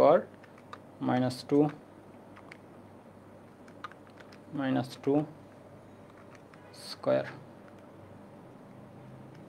ওকে। তাহলে হচ্ছে তোমার 6.5 × 10⁶, তাহলে 6.5 × 10⁶ নিউটন পার মিটার স্কোয়ার। মানগুলো হচ্ছে তোমরা আবার ক্যালকুলেটারে রিচেক করবা, কারণ আমি যখন করি তখন হয়তো টাচে অনেক সময় ভুল হইতে পারে, তো তোমরা যখন মান মানে কনসেপ্ট এখান থেকে বুঝে মান আবার রিচেক করবা, এটা হচ্ছে মেইন কাজ আর কি, বা ক্যালকুলেশন নিজে নিজে করবা। তো এটা আমরা বুঝতে পারলাম। তাহলে পীড়ন কত, তো তোমাকে এখানে বিবর্তন গুণাঙ্ক যেটা সেটা দেওয়া ছিল, তোমাকে বলছে আসলে এই যে এখানে বিচ্যুতটা যে ঘটছে, ঠিক আছে, এই যে অংশটা যে কিছুটা নিচে নেমে গেছে এটা কতটুকু নিচে নেমে গেছে এটা তোমাকে বের করতে বলছে, এই হলুদ অংশটুকু, ঠিক আছে। তো হলুদ অংশটুকু আমরা কীভাবে নির্ণয় করতে পারি, এটাকে আমরা বলতেছি হচ্ছে সরণ, এটাকে আমরা বলতেছি কি সরণ বা বিচ্যুতি, ঠিক আছে, এটাকে আমরা সরণ বা বিচ্যুতি বলে থাকি, সরণ বা বিচ্যুতি। তাহলে আমাদের যেহেতু হচ্ছে এখানে ক্লিনটন গুণাঙ্কের মান দেয়া আছে, তাহলে আমরা এটার সূত্র প্রয়োগ করেই এটা নির্ণয় করে ফেলতে পারি। তাহলে আমরা চলো একটা নতুন পেজে চলে যাই। তাহলে এটা ইকুয়াল তোমার পি বাই থিটা, পীড়ন বাই বিকৃতি আর কি। আমরা এফ বাই এর মান যেহেতু অলরেডি নির্ণয় করে ফেলছি, এই জন্য আমরা জাস্ট পি বসাই দিলাম, বা তুমি ইচ্ছা করলে এফ বাই এ থিটা বলতে পারো। তাহলে আমাদের এখান থেকে এই থিটাটাকে ইচ্ছা করলে সরণ বাই বাহুর দৈর্ঘ্য আমরা বলতে পারি, সেজন্য থিটাটাকে আমরা এই পাশে নিয়ে আসলাম। তাহলে থিটার সমান হচ্ছে গিয়ে পি বাই ইটা, আর থিটা মানে হচ্ছে তোমার কি সরণ বা বিচ্যুতি। আমি এখানে সরণই লিখতেছি, বাই হচ্ছে তোমার বাহু, যেটা বাহু সমান হচ্ছে তোমার পীড়ন বাই এই ক্ষেত্রে গুণাঙ্ক। তাহলে চলো আমরা দেখি হচ্ছে পীড়নটুকু আমরা কত পাইছিলাম। তাহলে আমরা পীড়ন পাইছিলাম হচ্ছে 6.5 ইন্টু 10⁶, এটা ছিল আমাদের পীড়নের মান। আর হচ্ছে কি আমরা গুণাঙ্ক, যেটা গুণাঙ্কের মান এখানে দেওয়া ছিল সরাসরি, গুণাঙ্ক হচ্ছে 3 ইন্টু 10⁻10। তাহলে 3 ইন্টু 10⁻10। তাহলে আমরা এখানে পাইতেছি হচ্ছে কি টোটালি 2.16। তাহলে চলো আমরা এই পাশে লিখে ফেলি 2.16 ইন্টু 10⁻⁻4। ঠিক আছে, তো এটা এতটুকু আমরা নির্ণয় করলাম। তো এখান থেকে আমাদের সরণটুকু নির্ণয় করতে হবে। এখন বলো তো আসলে বাহু আসলে কোনটুকু, যে ওই পাশে যে আমরা চিত্রটুকু অঙ্কন করলাম, তো আমাদের এতটুকু হচ্ছে থিটা, ঠিক আছে, এতটুকু হচ্ছে আমাদের থিটা। তো আমরা বলছিলাম হচ্ছে এটা হচ্ছে সরণ, আর হচ্ছে গিয়ে যেটা আটকানো, যে প্রান্তটা আটকানো আর যেটা মুক্ত প্রান্ত, ঠিক আছে, এতটুকু দৈর্ঘ্য যেটা, ঠিক আছে, এই বরাবর যে হচ্ছে গিয়ে আমার দৈর্ঘ্যটা, এটাকে আমরা বলতেছি হচ্ছে বাহুর দৈর্ঘ্য। মুক্ত প্রান্ত, এই যে মুক্ত প্রান্ত আর হচ্ছে গিয়ে কি আটকানো প্রান্ত, এই দুইটা বরাবর যে হচ্ছে গিয়ে কি দৈর্ঘ্যটা, সেটাকে আমরা এখানে কি বলতেছি, বাহুর দৈর্ঘ্য বলতেছি। তাহলে এখানে বাহু কোনটুকু হবে বলো তো? ওকে, তাহলে আমাদের এখানে বাহুটুকু হচ্ছে যে এটা 5.3 আর কি, যেটা 5.3। তাহলে এখানে তুমি হচ্ছে জাস্ট বাহুর মান 5.3 বসায় দাও। তাহলে 5.3 আমরা এখানে বসায় দিই একসাথে 5.3। এটাকে আর মিটারে নিতে হবে না, কারণ হচ্ছে আমরা এখানে যে অ্যান্সারটা পাবো সেটা হচ্ছে গিয়ে যে সরণটুকু পাবো এটা আমি সেন্টিমিটার এককেই পাবো। যেহেতু এখানে অনুপাত সরণ বাই বাহু অনুপাত আকারে আছে, তো আমার হচ্ছে এখানে যে কোনো ইউনিটেই বসাতে পারি, ঠিক আছে, তবে সিমিলার ইউনিট লাগবে। তো আমি যেহেতু হচ্ছে বাহুর দৈর্ঘ্য যেটা এটা 5.3 এই পাশে নিয়ে বসাচ্ছি, মানে গুণ করে দিচ্ছি। তাহলে সেই ক্ষেত্রে সরণ বা বিচ্যুতিটা হচ্ছে তোমার জাস্ট গুণ করে দিচ্ছি, তুমি নিয়ে গুণ করে দিব 1.14 ইন্টু 10⁻³ সেন্টিমিটার। যেহেতু এটাকে আমি সেন্টিমিটার এককে বসাইছি, তাহলে এখানে যে আমরা অ্যান্সারটা পাবো সেটা হচ্ছে তোমার কি সেন্টিমিটার ইউনিটে। ক্লিয়ার হয়েছে ব্যাপারটা? তাহলে দেখো আমরা জাস্ট হচ্ছে দাপে দাপে যদি জাস্ট মান বসায় অঙ্কগুলা করি, তাহলে খুবই সিম্পল। এটা হচ্ছে উল্লম্ব প্রান্তের উল্লম্ব বিচ্যুতি, দ্বন্দ্বটির প্রান্তের মুক্ত প্রান্তের উল্লম্ব বিচ্যুতি নির্ণয় হয়ে গেল। তাহলে আমরা পীড়ন নির্ণয় করে ফেললাম, তারপর হচ্ছে উল্লম্ব বিচ্যুতি যেটা এটাও নির্ণয় করে ফেললাম। তাহলে চলো আমরা পরবর্তী ম্যাথে চলে যাই। তাহলে আমাদের পরবর্তী ম্যাথে বলছে যে 1 সেন্টিমিটার পুরু একটি বর্গাকার তামার পাতকে, ঠিক আছে, তাহলে দেখো এখানে কিন্তু বর্গাকার পাত হয়ে গেছে, এটা কিন্তু বর্গাকার পাত হয়ে গেছে, এটা কিন্তু আর একদম গণকাকৃতির না যে তোমার দৈর্ঘ্য প্রস্থ উচ্চতা সবই সেম। তার মানে এখানে কিন্তু আমাদের অঙ্কটা এটা খুব ভালোভাবে করতে হবে। এটা করলে আশা করি হচ্ছে আমাদের ওই যে এরিয়া তারপর দৈর্ঘ্য এই কনফিউশনগুলো আশা করি সব দূর হয়ে যাবে। তো 1000 কেজি ক্লিনটন বল দ্বারা রম্বস আকারে পরিণত করা হলো পাতটির প্রতিবাহু 10 সেন্টিমিটার, মানে বর্গাকৃতির যে পাত এটা হচ্ছে গিয়ে 10 সেন্টিমিটার, আর হচ্ছে পুরুত্ব যেটা মানে যেটাকে আমরা মোটা বলি আর কি, এটা হচ্ছে গিয়ে 1 সেন্টিমিটার। 4 সেন্টিমিটার ব্যবধানের, তাহলে চলো আগে আমরা এরকমভাবে এই প্রাথমিক একটা চিত্র অঙ্কন করে ফেলি। আমরা আগেই বলছি যে আমরা এখানে যে চিত্রগুলো আঁকি এগুলো হচ্ছে আসলে 2D চিত্র আঁকি, কিন্তু বাস্তবে বর্গাকার। তাহলে এটা হচ্ছে এরকমভাবে বর্গাকার, একটু বড় করে আঁকতে চেষ্টা করি। ওকে, তারপরে হচ্ছে তোমাকে কি করতে বলছে যে এটাকে বল প্রয়োগ করে রম্বসে পরিণত করা হয়েছে, রম্বস আকৃতির বস্তুতে পরিণত করে ফেলা হয়েছে। এই যে এখন আর কি এরকম টাইপের হয়ে গেছে। দেখো ব্যাপারটা, যে আগে ছিল হচ্ছে লালটুকু, এখন হচ্ছে গিয়ে কি যখনই তুমি হচ্ছে স্পর্শক বল প্রয়োগ করছো, আমরা হচ্ছে আগেই বলছি যে আমরা বল প্রয়োগ করবো হচ্ছে গিয়ে কি মুক্ত প্রান্তের উল্টা পাশে, মানে এটা হচ্ছে ধরো ভূমির সাথে এরকমভাবে আটকানো আছে, তার মানে যে আমি উপর বরাবর ফোর্স প্রয়োগ করছি, মানে এই এরিয়াটুকুতে আমি ফোর্স প্রয়োগ করছি উপরের যে এরিয়াটা, ঠিক আছে। তো এতে করে দেখা গেছে যে পাথের যে প্রতিবাহ, এই প্রতিবাহ হচ্ছে তোমার 10 সেন্টিমিটার। তার মানে হচ্ছে গিয়ে এটা হচ্ছে 10 সেন্টিমিটার আর এটা হচ্ছে তোমার 10 সেন্টিমিটার। তাহলে বলতে পারো এখন হচ্ছে কি 1 সেন্টিমিটার পুরুত্ব যেটা, এটা আসলে কি 1 সেন্টিমিটার পুরুত্ব হচ্ছে যেটা আমরা দেখতে পারতেছি না, যেটা আমরা দেখতে পারতেছি না। এটার মাধ্যমে তোমাকে একটু আইডিয়া দেই, ব্যাপারটা তাহলে ক্লিয়ার হবে। ধরে নাও আর কি, মানে এই যে এটা যদি তোমার এই যে এরকম, এটাকে তুমি বর্গাকার পাত ধরে নাও, এই যে বর্গাকার পাত, দৈর্ঘ্য আর প্রস্থ প্রায় কাছাকাছি সেম। তো এই যে উপরের প্রান্ত দিয়ে বল প্রয়োগ করা হয়েছে, মানে এই দিক বরাবর বল প্রয়োগ করা হয়েছে, ঠিক আছে। তো আমি এই যে দৈর্ঘ্যটা দেখতেছি আর প্রস্থটা দেখতেছি, কিন্তু একটা জিনিস কিন্তু আমরা এখানে দেখতেছি না, পুরুত্ব যেটা, পুরুত্বটা আমি কীভাবে দেখতে পারবো? এই যে আমি যদি এরকমভাবে একটু ঘুরিয়ে ফেলি তাহলে আমি এই পুরুত্বটা কিন্তু দেখতে পারবো। ক্লিয়ার হয়েছে ব্যাপারটা? তার মানে আমরা দেখতেছি যে এখানে দেখতেছি আসলে এই টুরিটা দৈর্ঘ্য আর প্রস্থ দেখতেছি, কিন্তু এখানে একটা পুরুত্ব আছে। আমি বল প্রয়োগ করছি যে উপরের পৃষ্ঠ বরাবর, তাহলে বলের ব্যাপারটা ক্লিয়ার হইলো। আর বলের ব্যাপারে কতটুকু বল প্রয়োগ করা হয়েছে? 1000 কেজি। ওকে, ঠিক আছে, এটা আমরা হচ্ছে গিয়ে বসিয়ে ফেলবো। আর এখন আমাদের যে এরিয়াটুকু লাগবে, তাহলে চলো আমরা এফ এর মানটুকু আগে বলে ফেলি যে এফ এর মান আসলে এখানে কত বসাবো। তাহলে এফ এর মান সিম্পল, যে 1000 কেজি, কেজি তো আসলে বলের একক, তাহলে 1000 কেজি ক্বিন্টন বল, এই কথাটা মানে হচ্ছে 1000 কেজি বলের সমতুল্য বল। মানে আমরা যেখানে বলটুকু প্রয়োগ করছি এটা হচ্ছে 1000 কেজি বলের সমতুল্য, মানে 1000 ইন্টু 9.8, 1000 কেজি বলের সমতুল্য ওজন। তো আমরা পেয়ে গেলাম এফ এর মান। এখন গঠন হচ্ছে এরিয়া আমরা কোনটুকু বসাবো, এটা কিন্তু খুবই সেন্সিটিভ। এরিয়া আমরা কোনটুকু বসাবো? আমরা যেহেতু এই অংশটা হচ্ছে গিয়ে একদম দৃঢ়ভাবে আটকানো, আমরা মুক্ত প্রান্তে বল প্রয়োগ করা হয়েছে, তাহলে মুক্ত প্রান্তটা হচ্ছে যে এই প্রান্তটা, মানে এই এরিয়াটা, এই তলটা হচ্ছে মুক্ত তল, ঠিক আছে। এখন এই এরিয়ার কথা যদি আমি চিন্তা করি, তাহলে এই এরিয়াটুকুর মান কত খেয়াল করো। এই এরিয়াটুকুতে আসলে কি কি আছে? দৈর্ঘ্য আছে, আর হচ্ছে কি যে পুরুত্ব, যে কথাটা বলে দিয়েছিল পুরুত্ব 1 সেন্টিমিটার, ঠিক আছে। এই 1 সেন্টিমিটার আছে, দৈর্ঘ্য আছে, আর হচ্ছে তোমার কি পুরুত্বটা আছে। দেখে কিন্তু হচ্ছে গিয়ে এটা আমরা ওই যে 10 ইন্টু 10 বসা দিলে অ্যান্সার ভুল হয়ে যাবে। আমরা হচ্ছে গিয়ে এটাকে দৈর্ঘ্য আর প্রস্থ তো সেমই, আর এই যে যেটা আমরা দেখতেছিলাম না, এই যে এই বরাবর, এটা হচ্ছে তোমার পুরুত্ব।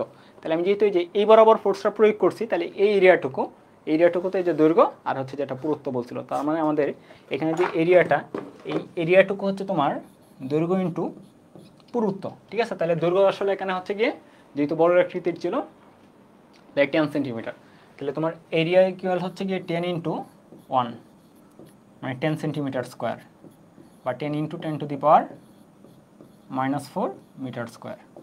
তাহলে আমরা এরিয়া পেয়ে গেলাম, ঠিক আছে। আর এখানে হচ্ছে আমরা আগে তো বল পেয়ে গেছি নিউটন, পরে আমরা জাস্ট মানটুকু বসিয়ে দেবো, ঠিক আছে। তাহলে আমরা হচ্ছে এখান থেকে এফ পেয়েছি আর হচ্ছে গিয়ে কি এ পেয়েছি, এই দুটা নিয়ে আমাদের কোনো সমস্যা নেই আর। তো আমাদের বের করতে বলছে হচ্ছে গিয়ে ক্লিন্টন গুণাঙ্ক। তাহলে ক্লিন্টন গুণাঙ্কের সূত্র হচ্ছে গিয়ে কি F theta equal F by A theta, ঠিক আছে। তাহলে আমাদের এফ এর মান ক্লিয়ার, এর মান ক্লিয়ার। এখন হচ্ছে থিটার মানটুকু আমাদের ক্লিয়ার হওয়া লাগবে। এখন দেখো থিটার মানটা কীভাবে দেওয়া আছে, যে 4 সেন্টিমিটার ব্যবধানের দুটি সমান্তরাল স্তরের মধ্যে, 4 সেন্টিমিটার ব্যবধানের দুটি সমান্তরাল স্তরের মধ্যে ক্লিন্টনের দিকে আপেক্ষিক সরণ, এই যে সেন্টেন্সটা, এটা ভালো করে একটু চলো আমরা ব্যাখ্যা করি, এটা আমরা ভালো করে একটু বিশ্লেষণ করি। 4 সেন্টিমিটার ব্যবধানের দুটি সমান্তরাল স্তরের মধ্যে ক্লিন্টনের দিকে আপেক্ষিক সরণ হচ্ছে গিয়ে তোমার 98 into 10 to the power -5 centimetre, তামার ক্লিন্টন গুণাঙ্ক নির্ণয় করো। তাহলে এই কথাটার মানে হচ্ছে গিয়ে, আমি যদি এখানে একটু তোমাদের দেখাই, যে এটা তো ছিল আমাদের মুক্ত প্রান্ত, আর এটা ছিল কি আমাদের দৃঢ়ভাবে আটকানো, ধরো এটা মাটির সাথে লাগানো। তাহলে দেখো আমাদের লাল যে হচ্ছে গিয়ে কি অংশটা, এটা ছিল শুরুতে, আর ফোর্স প্রয়োগ করার পর যে অংশটা আমরা দেখতেছি সেটা হচ্ছে গিয়ে কি নীল টাইপের, মানে নীল রঙের। তাহলে দেখো এই যে নিচের প্রান্ত যেখানে লাগানো ছিল, একদম দৃঢ়ভাবে আটকানো ছিল, এখানে কিন্তু লাল প্রান্ত আর হচ্ছে কি নীল প্রান্ত একসাথেই, মানে এটার কোনো সরণ ঘটে নাই। আমি যদি এখানে চিন্তা করি, তাহলে দেখো এখানে লাল প্রান্তটা ছিল এখানে, তো আমি ফোর্স প্রয়োগ করার পর এটা চলে গেছে কি এখানে, তার মানে একটা সরণ কিন্তু ঘটছে। তো এখানে কতটুকু সরণ ঘটছে তুমি ধরে নাও, ধরো এটা হচ্ছে 2 সেন্টিমিটার। আমি যদি আরেকটু উপরে যাই, তাহলে দেখো এখানে ছিল শুরুতে, ফাইনালি চলে গেছে এখানে, তার মানে এখানে কি সরণটা কি আগেরটা থেকে বেশি নাকি কম? কিছুটা কিন্তু বেশি। তো তুমি যদি ফাইনালি একদম উপরের প্রান্তে চলে যাও, তাহলে দেখবে এখানে সরণটুকু কী হয়েছে, আরও বেশি হয়েছে। তার মানে আমি এখান থেকে একটা ব্যাপার ক্লিয়ার, যে দৃঢ়ভাবে আটকানোর প্রান্ত থেকে তুমি যত বেশি উপরের দিকে যাবা, কোনো একটা নির্দিষ্ট কোণার সরণ কি তত বেশি হবে। মানে এখানে যদি 1 হয়, এখানে 2 হবে, এখানে 3 হবে, এখানে 4 হবে, এখানে 5 হবে। 4-5 যে হবে এটা ম্যাটার না, মানে হচ্ছে কি এখানে যদি 4 হয় তাহলে অবশ্যই এখানে 4-এর থেকে বেশি হবে। বুঝতে পারছো ব্যাপারটা? তার মানে আমি এখানে বলতে পারি যে একটার সাপেক্ষে অন্যটার যে সরণ মানে সবগুলোর সরণ সেম না, ভিন্ন রকম হইতে পারে। তো তোমাকে এখানে বলে দিছে যে 4 সেন্টিমিটার ব্যবধানের দুটি সমান্তরাল স্তরের মধ্যে আমি যদি ধরো হচ্ছে এখন দুইটা কোণা নেই বা দুইটা পয়েন্ট নেই, যে শুরুতে ছিল এখানে তো ফাইনালি চলে গেছে এখানে, ঠিক আছে। আমি অনুরূপ আরেকটা পয়েন্ট যে আমি চিন্তা করি যে হচ্ছে 4 সেন্টিমিটার ব্যবধানে কিন্তু, ঠিক আছে, 4 সেন্টিমিটার ব্যবধানে মানে আমি হয়তো উপরের দিকে 4 সেন্টিমিটার অথবা নিচের দিকে, ধরো আমি নিচের দিকে 4 সেন্টিমিটার আর একটা হচ্ছে কি পয়েন্ট নিলাম। তাইলে দেখো এখানে কিন্তু একটা সরণ আছে, ধরো এই সরণটাকে আমি 2 সেন্টিমিটার ধরি, ঠিক আছে। তাহলে উপরের দিকে সরণটা কত হবে? অবশ্যই বেশি হবে, কারণ আমরা আগেই বলছি যে যতই আমি হচ্ছে কি মুক্ত প্রান্তের দিকে যাব ততই সরণটুকু আমার বেশি হবে। তাইলে এই যে এখানে যে কণাটুকু, এই কণাটুকুর সরণ হয়েছে তোমার 2 সেন্টিমিটার, তাইলে তার 4 সেন্টিমিটার উপরে যদি আমি যাই, তাহলে যে আমি সরণটুকু পাবো এটা হচ্ছে কি আরও 4 মুক্ত প্রান্তের সরণ, আপেক্ষিক সরণটা হচ্ছে এখানে ধরো দেয়া আছে মানটুকু, ধরো এই মানটুকু তো অনেক বড়, আমি ধরলাম হচ্ছে তোমার আপেক্ষিক সরণটা 5 আমি ধরে নিলাম, মানে আমি এখানে তোমাদের বোঝানোর জন্য 5 ধরতেছি, এখানে মানটুকু আর কি অনেক বড়, 98 × 10⁻⁵ আমরা এখন বোঝানোর সাথে তোমাকে বলতেছি। তাহলে এটা যদি তোমার সরণটা 2 হয়, তাহলে 4 সেন্টিমিটার ব্যবধান মানে উপরের দিকে গেলে এই সরণটুকু হবে আরও 5 বেশি, মানে 2 + 5, কারণ আপেক্ষিক মানেই ছিল একজনের সাপেক্ষে অন্যজন বা একজনের তুলনায় অন্যজন, তাহলে ও যেহেতু 2 তাহলে ও হবে আরও 5 বেশি, ঠিক আছে। আমি যদি নিচের দিকে আসতাম তাহলে আরও হয়তো 5 কম, 2 থেকে আরও 5 কম হয়তো, যদি তখন নেগেটিভ চলে আসতো, মানে এটা সম্ভব না, মানে বোঝানোর জন্য আর কি, বুঝতে পারছো ব্যাপারটা। তাহলে এরকমভাবে হচ্ছে কি আমরা এই যে কথাটা যে 4 সেন্টিমিটার ব্যবধানের দুটি সমান্তরাল স্তরের মধ্যে ক্রিন্তনের দিকে আপেক্ষিক সরণ, তো এই কথাটা মানে হচ্ছে এরকম। এখন আমরা যখন আপেক্ষিক সরণ কাউন্ট করব তখনই তো আমরা এই যে এই পয়েন্ট আর এই পয়েন্ট নেব না, কারণ যেহেতু হচ্ছে কি এখানে তুলনামূলক আলোচনা, আমি যে কোনো পয়েন্ট নেওয়ার এই স্বাধীনতা রাখি, তো আমরা এখানে যে কাজটা করব আমরা হচ্ছে কি নিচের যে প্রান্তটা, এই যে আমরা এটা একটা পয়েন্ট নেব। এই পয়েন্টটা কেন নেব? কারণ আমি যদি বলি এই পয়েন্টের সরণ কত, তাহলে এই পয়েন্টের সরণ কিন্তু 0, কারণ দৃঢ়ভাবে আটকানো ছিল, ওর কোনো সরণ হয় নাই। তারপরে আমি তার থেকে 4 সেন্টিমিটার উপরে আরেকটা পয়েন্ট নেব, ধরো এটা হচ্ছে 4 সেন্টিমিটার, এতটুকু 10 কিন্তু একদম টোটালটা, ঠিক আছে।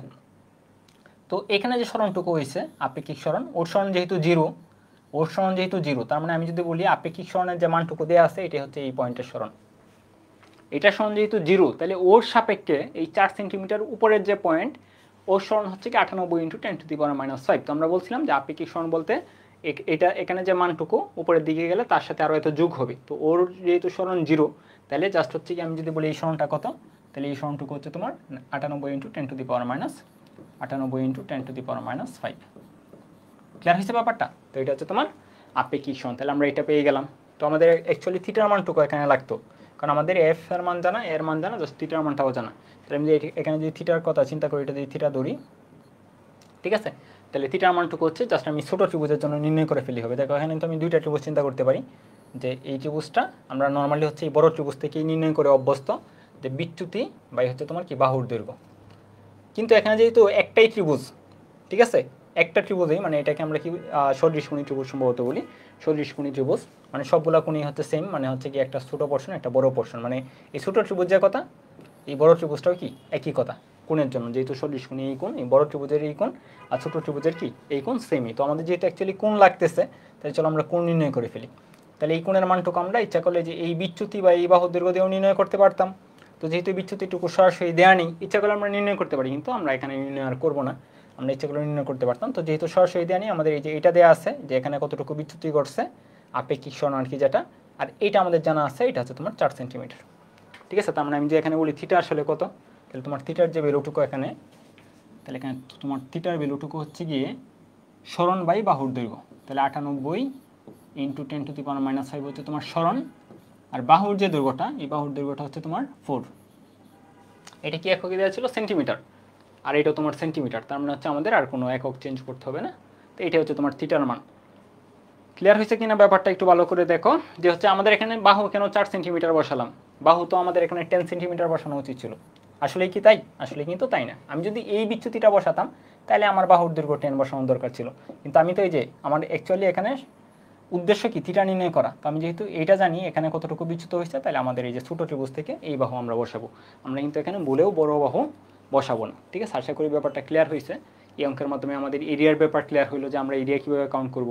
এই অঙ্কের মাধ্যমে আমাদের বাহুর ব্যাপার কাউন্ট হলো, এই অঙ্কের মাধ্যমে আমাদের এই যে একটা নতুন সেন্টেন্স এটা যদি কখনো আসে এটা ক্লিয়ার হলো। তো আশা করি ব্যাপারগুলো এখন যদি জাস্ট বসিয়ে দাও তাহলে তোমার অ্যান্সার হয়ে যাবে। তো আমি এটা বসিয়ে করে দিচ্ছি। তাহলে 1000 × 9.8, এফ এর মান ছিল 1000 × 9.8, তাহলে 9800।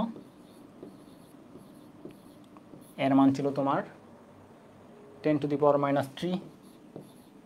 -3, আর আমাদের হচ্ছে গিয়ে এখানে মাত্র যে থিটার ভ্যালুটুকু পাইছি সরণ বাই বাহুর দৈর্ঘ্য, তাহলে 98 ভাগ হচ্ছে 4 মানে 24.5 হবে আর কি, 24.5 × 10⁻⁵। ঠিক আছে, তাহলে এটা তুমি ক্যালকুলেশন করে যে অ্যান্সারটা পাবা সেটা হচ্ছে উত্তর। আর যেহেতু এখানে গুণাঙ্কের মান বের করতে বলছে তাহলে অবশ্যই একক হবে কি Nm/m²। তো আমি আর এটা ক্যালকুলেশন করে দিলাম না, তোমরা ক্যালকুলেটর দিয়ে আবার করবা। ঠিক আছে, তাহলে বলো এই অংশটা ক্লিয়ার হয়েছে কিনা। এটা কিন্তু অবশ্যই খুব ভালো করে বুঝে বুঝে করতে হবে। তাহলে চলো আমরা পরবর্তী ম্যাথে চলে যাই।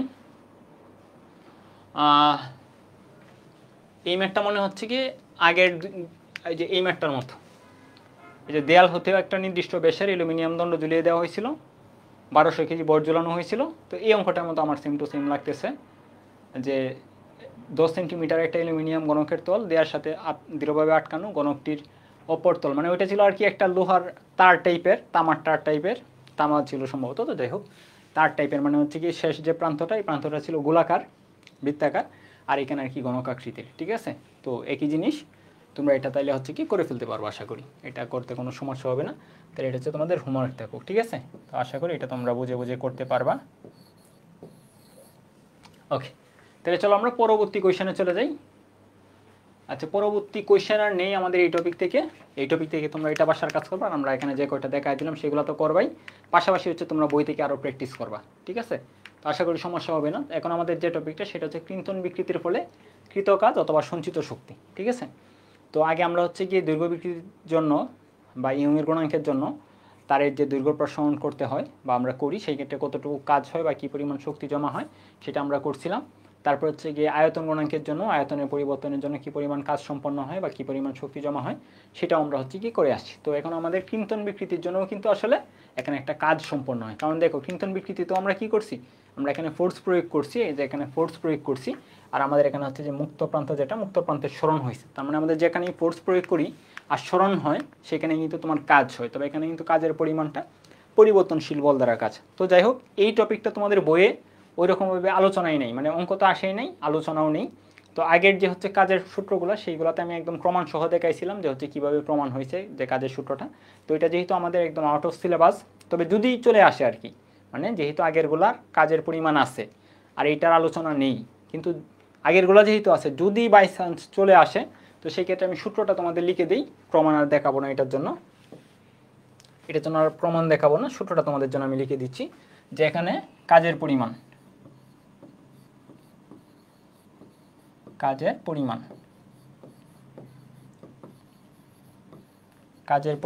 W সমান half eta capital L small l square. ঠিক আছে, জাস্ট হচ্ছে তুমি এই সূত্রের মাধ্যমে, এখানে এটা হচ্ছে গিয়ে কি কৃন্তন গুণাঙ্ক, এটার লেসটা একটু বড় করে দেই, কৃন্তন গুণাঙ্ক L হচ্ছে তোমার বাহুর দৈর্ঘ্য। কোন বাহু? ওই যে যেটা আমরা বলছিলাম যে মুক্ত প্রান্ত থেকে তার হচ্ছে গিয়ে কি যে প্রান্ত আটকানো এই বরাবর যে দৈর্ঘ্যটা, আমরা এই যে এই সূত্রের জন্য যে L আমরা লিখে আসছি। ঠিক আছে, এই যে এই L মানে এই বাহুটুকু, আগে যে আমরা যেটা নির্ণয় করে আসছি এই বাহুটুকুই কিন্তু আমাদের এখানে লাগবে। তাহলে হচ্ছে কি আমাদের এখানে যে হচ্ছে কি L এই বাহুর দৈর্ঘ্য, তাহলে আমাদের এই বাহুর দৈর্ঘ্য, তারপর হচ্ছে স্মল l বলতে হচ্ছে তোমার যতটুকু সরণ হয়েছে আর কি। ঠিক আছে, যতটুকু সরণ হয়েছে স্মল l স্কোয়ার। তো এরকমভাবে তুমি যে কাজটা করতে পারো, সরণটুকু মানে যেটাকে আমরা থিটার মাধ্যমে সরণ লিখছিলাম মানে বিচ্যুতি স্কোয়ার, তাহলে এরকমভাবে তুমি হচ্ছে গিয়ে কি এই সূত্রের মাধ্যমে কাজের পরিমাণ নির্ণয় করে ফেলতে পারো। আবার একক আয়তনে, আমরা আগের অঙ্কগুলোতেও একক আয়তনে সঞ্চিত শক্তি পড়ে আসছি, যতটুকু কাজ সেটা হচ্ছে তোমার সঞ্চিত শক্তি। তার মানে আমাদের এই যে অংশটুকু, এই অংশটুকুকে যদি আমি ভলিউম দ্বারা ভাগ করে দেই, তাহলে আমরা হচ্ছে গিয়ে যদি তুমি বস্তুর ভলিউম দেওয়া থাকে বা নির্ণয় করতে পারো, তাহলে আগে টোটাল কাজ নির্ণয় করবা, করে ভলিউম দ্বারা ভাগ করে দিবা। আর ভলিউম দ্বারা ভাগ করলে ফাইনালি এরকম একটা সূত্র আসে, হাফ ইন্টু পীড়ন ইন্টু বিকৃতি। ঠিক আছে, মানে যখন যেরকমভাবে দেওয়া থাকে, ধরো পীড়ন বিকৃতি দেওয়া নেই, তখন তুমি এরকমভাবে টোটাল কাজের পরিমাণ নির্ণয় করবা, করে তুমি হচ্ছে গিয়ে কি আয়তন দ্বারা ভাগ করে ফেলবা, তাহলে তুমি কাজের পরিমাণ পেয়ে যাবা একক আয়তনে। আর যদি তোমাকে টোটাল কাজ বের করতে বলে তাহলে তো জাস্ট হচ্ছে এটাই করবা। ঠিক আছে, তাহলে হচ্ছে গিয়ে এটা আমাদের আসে নাই, কোনো কোশ্চেন আসে নাই বা বইও আলোচনা নেই, আমি তোমাদের জাস্ট হচ্ছে গিয়ে বোঝানোর জন্য করে দিলাম। ঠিক আছে, যদি কখনো বাই চান্স চলে আসে সূত্রটা মুখস্থ রাখলে তুমি হচ্ছে গিয়ে অ্যাটলিস্ট মানে অ্যান্সার করে আসতে পারবা। ক্লিয়ার হয়েছে ব্যাপারটা? তাহলে চলো আমরা পরবর্তী টপিকে চলে যাই। আমাদের এখনের টপিক হচ্ছে পয়সনের অনুপাত। তো পয়সনের অনুপাতটা হচ্ছে গিয়ে আমরা শুরু থেকে পড়ে আসছি ইয়ংয়ের গুণাঙ্ক, আমি দৈর্ঘ্য বরাবর বল প্রয়োগ করি, করলে হচ্ছে দৈর্ঘ্যটা চেঞ্জ হয়। কিন্তু একটা ব্যাপার কিন্তু এখানে উচ্চতাকে বা হচ্ছে কি শুরু থেকে লেখা নেই যে দৈর্ঘ্য চেঞ্জ হওয়ার পাশাপাশি তার কিন্তু যে ব্যাস যেটা বা ব্যাসার্ধ যেটা সেটা কিন্তু পরিবর্তন হয়। তাইলে আমি ধরো এরকমভাবে একটা তার ছিল, এই তারের দৈর্ঘ্য বরাবর আমি ফোর্স প্রয়োগ করলাম, করে দৈর্ঘ্যটা আমি কিছুটা কী করলাম, চেঞ্জ করলাম। তাহলে দৈর্ঘ্য যদি আমি বৃদ্ধি করি তাহলে দেখো তার যে হচ্ছে পুরুত্ব বা ব্যাস বা ব্যাসার্ধ এটা কিন্তু চেঞ্জ হচ্ছে। ধরো আমি যে এই বরাবর বল প্রয়োগ করলাম, এই বরাবর বল প্রয়োগ করলাম, তাহলে আমাদের কি হয়েছে, দৈর্ঘ্যটা চেঞ্জ হয়েছে, মানে দৈর্ঘ্য বিকৃতি ঘটছে। পাশাপাশি তার যে হচ্ছে গিয়ে কি এই বরাবর যে টোটাল এটা ছিল হচ্ছে গিয়ে ব্যাস, এখন হচ্ছে এইটা হচ্ছে ব্যাস, তার মানে ব্যাসটা দেখো এই পাশ দিয়ে কিছুটা কমছে, এই পাশ দিয়ে কিছুটা কমছে, মানে হচ্ছে ব্যাসেরও চেঞ্জ হয়েছে। তাহলে আমরা বলতে পারি একটা তারকে যদি আমি দৈর্ঘ্য বরাবর ফোর্স প্রয়োগ করি তাহলে তার হচ্ছে দৈর্ঘ্য বিকৃতিও ঘটে, আবার এই যে ব্যাসের যে চেঞ্জ হয়েছে এটাকে আমরা বলি হচ্ছে পার্শ্ব বিকৃতি। তার মানে হচ্ছে দৈর্ঘ্য বিকৃতিও ঘটে, পাশাপাশি ওর পার্শ্ব বিকৃতিও ঘটে। তাহলে স্থিতিস্থাপক সীমার মধ্যে যে পার্শ্ব বিকৃতি আর দৈর্ঘ্য বিকৃতি এই দুইটার যে অনুপাত এটাকে আমরা বলতেছি হচ্ছে গিয়ে কি পয়সনের অনুপাত। ঠিক আছে, তাহলে দেখো আমরা পয়সন অনুপাতটাকে সিগমা দ্বারা প্রকাশ করি, তাহলে এই পয়সন অনুপাতটা হচ্ছে তোমার পার্শ্ব বিকৃতি বাই দৈর্ঘ্য বিকৃতি, পার্শ্ব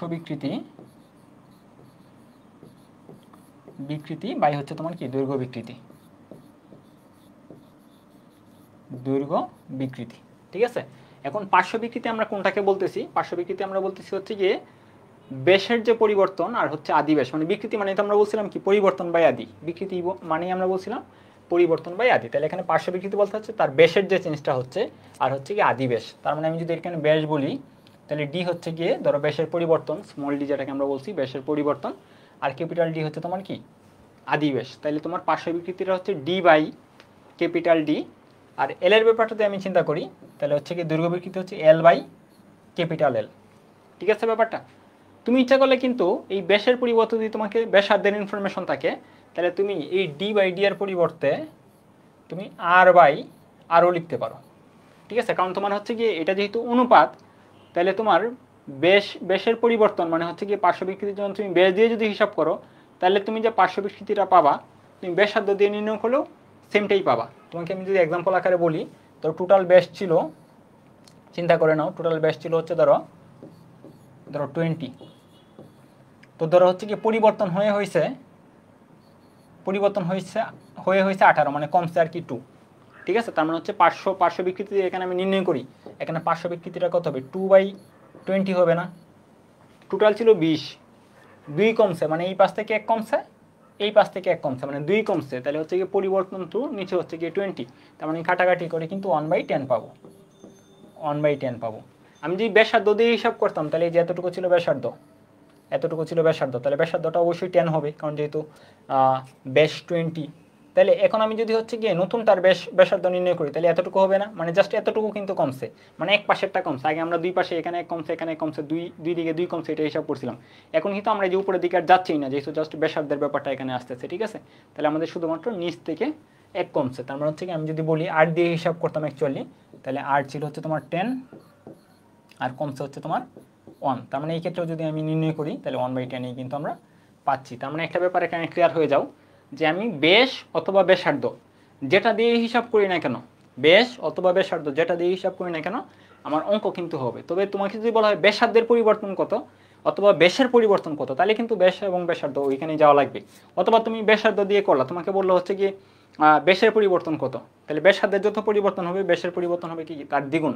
ঠিক আছে, কারণ এখানেই দেখো যে ব্যাসের পরিবর্তন হয়েছিল 2, ব্যাসার্ধের পরিবর্তন হয়েছে 1, মানে অঙ্ক তুমি ব্যাস অথবা ব্যাসার্ধ যে কোনটা দিয়ে করে ফেলতে পারো, কোনো ম্যাটার না, একই আনসার আসবে।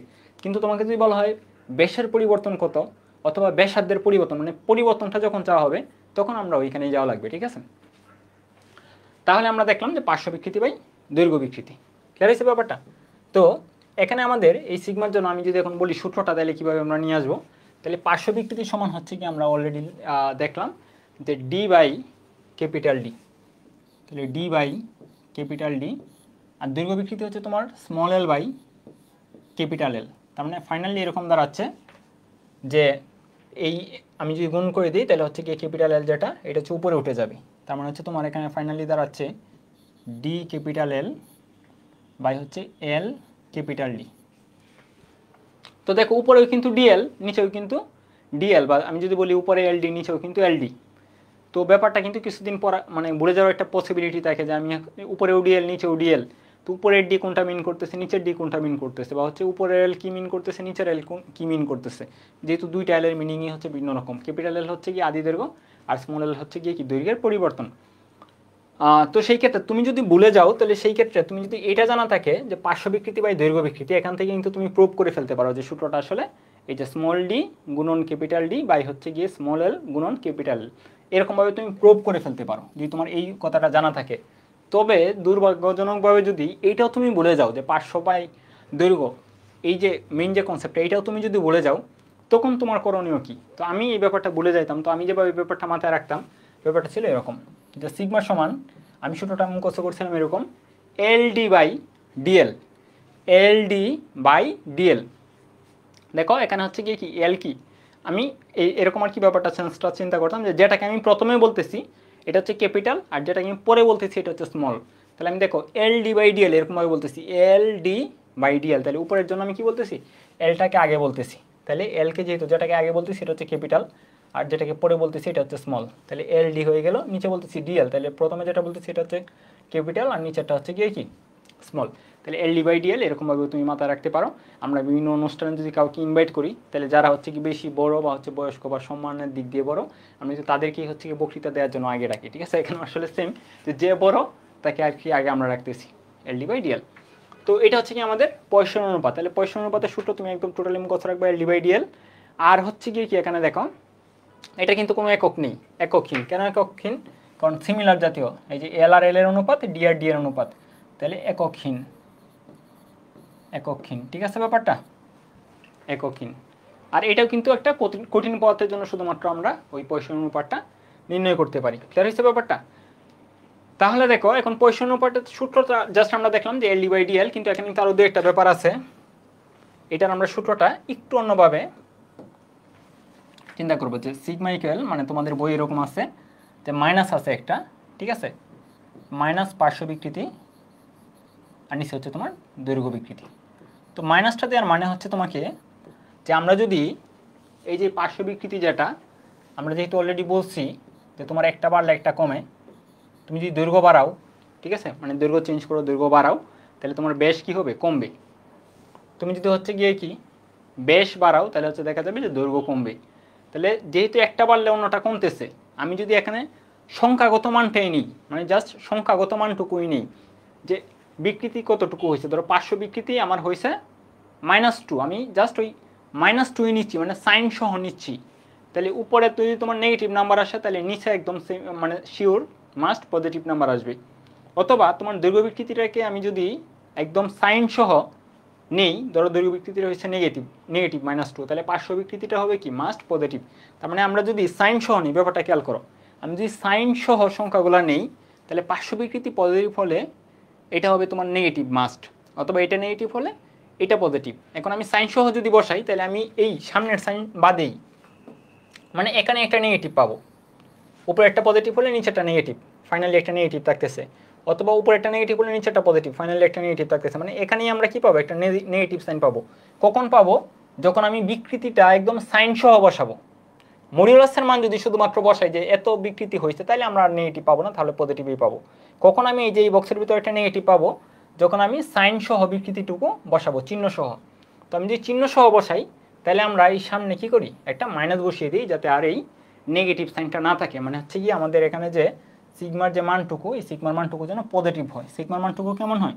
পজিটিভ হয়, ঠিক আছে। আর এখানে এই সাইনের আরেকটা ব্যাখ্যা হচ্ছে এরকম যে আমি যেখানে সাইনটুকু দিলাম এটার মানে হচ্ছে কি আমার একটা যদি বাড়ে অন্যটা কমবে, ঠিক আছে, অথবা এটা কমলে এটা বাড়বে, মানে একটা বাড়লে অন্যটা কমবে, এক কথায় শেষ, ঠিক আছে। তাহলে দেখো ফাইনালি যেহেতু আমি সূত্রের সামনে একটা মাইনাস ইউজ করতেছি আর আমরা অ্যাকচুয়ালি এটা সাইন সহ হিসাব করি, এটা কিন্তু সাইন সহ, সাইন সহ, সাইন সহ মানে চিহ্ন সহ আমি যখন বসাই তাহলে এইটা ফাইনালি একটা মাইনাস আসে আর সামনে আর একটা মাইনাস। তো ফাইনালি আমরা হচ্ছে গিয়ে সিগমার যে মানটুকু পাই সেটা হচ্ছে পজিটিভ পাই। তো তুমি একটা কাজ করতে পারো এখানে, যেহেতু আমরা ফাইনালি পজিটিভেই পাই, সাইন সহ বসিয়ে পজিটিভেই পাই, তাহলে আমার আর সাইন বসানোর কি দরকার, তাহলে আমি sigma equal just L D by DL বসালেই হয়, এল ডি বাই ডিএল।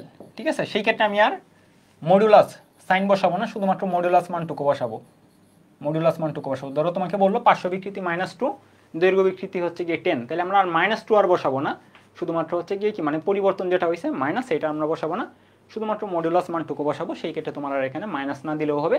তবে ফাইনালি তুমি এটা বলে দিবা যে তোমার যদি দৈর্ঘ্য বাড়ে তাহলে বলে দিবা যে যেহেতু এখানে দৈর্ঘ্য বৃদ্ধি পাইছে তাহলে বেশ কী হবে, চেঞ্জ হবে। তাহলে আমরা দেখলাম যে আমাদের ওই যে সিগমা বা পয়সন অনুপাত এই মানগুলা কেমন হবে, পজিটিভ হবে। আর এটা কিন্তু একটা নির্দিষ্ট পদার্থের জন্য একদম কি ফিক্সড।